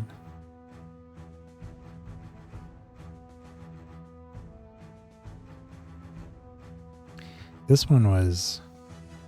Oh no, it's not this one. It's the other. I think there's two brownies that... Wasn't the brownie? Oh yeah, it is this one. After he attacks and the damage exceeds 25% of their max health, this creature and the enemy are killed. I was wondering if this works with... there's a white that when he dies, he attacks 4 times randomly. I was wondering if the first attack automatically kills him and the enemy, if the subsequent attacks from when he dies would also have a chance to automatically kill, because that could be really strong. You could potentially take out 5 enemies at once.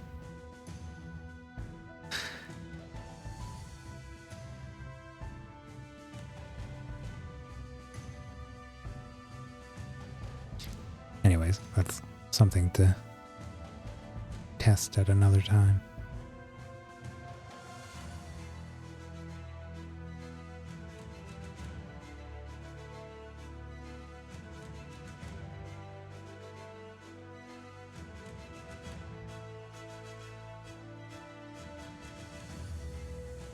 This guy was very close to being in our party earlier. It's a 65% damage reduction, which is better than the shield bearer without the 25% damage spread to our enemies, or our allies. But it's 0% less damage if he's 90% or below. So, it's kind of rough.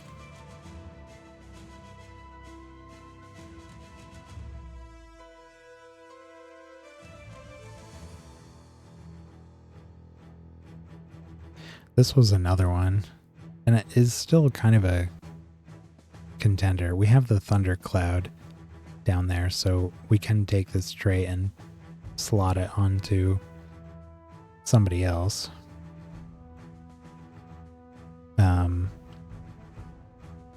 But yeah, I mean, it prevents our creatures from dropping below 5% health,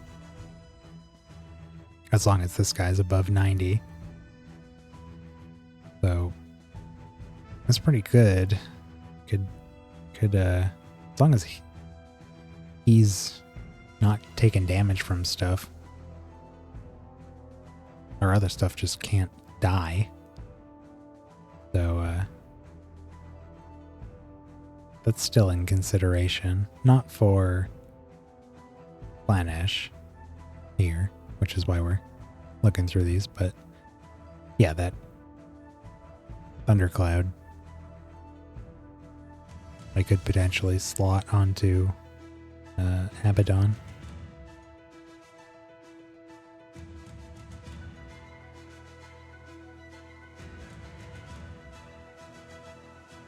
Uralos, another tribal race.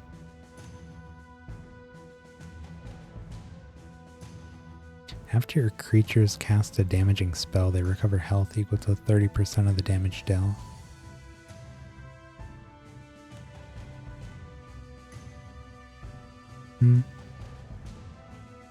Yeah. This is the one he's got on him right now.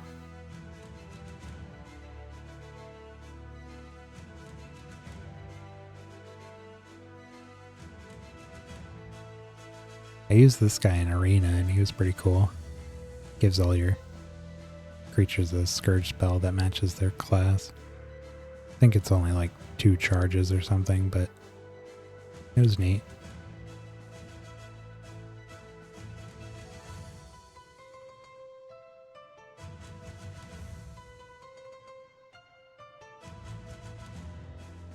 Unfortunately, if I did do the devils used with these guys, this wouldn't be super good. Because depending on which one I chose to be the primary fusion, they'd either all get the Chaos Scourge or the Nature Scourge. It wouldn't have other classes mixed in there.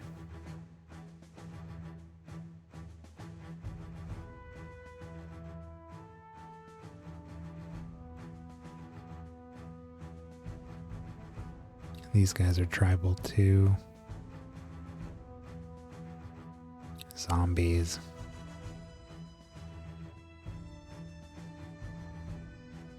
Yeah, you see what I mean? There's just really not a lot that we've found here that I really care for, unfortunately. I wouldn't even bother making him nature if not for wanting to have one of each for the Satanachia. Anyways, we'll wrap up here. And I'll keep messing with this in my free time. Maybe next time I stream this, I'll show off whatever improvements I've made. Hopefully I've made some, because now I've gotten some data I can work off of. Got a better impression of what we can do. Plus, I really wanted to stream the first time that I was trying these guys out. So now I won't feel as bad about playing with these guys off stream. Can do some grinding. Figure out what exactly I want to do with them. Alright. Yeah, we're going to wrap up here. So thanks everyone for watching. We'll, I've said previously, but SIRALIM is kind of a game that, well, clearly I play in my off time a lot, so I might just randomly, like tonight, start streaming it for a couple hours or so.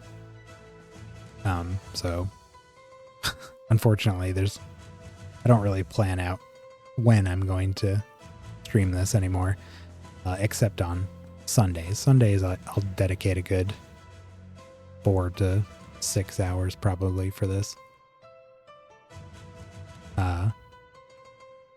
And then there's potential Friday and Saturday afternoons, like early, maybe. Because I do stuff on Friday and Saturday nights with my friends, so not usually here. But if that doesn't work out, then I will stream this for sure. So it's kind of my gap filler. Anyways. Yeah. I'm done here. Thanks for watching, and I'll see you next time. Bye.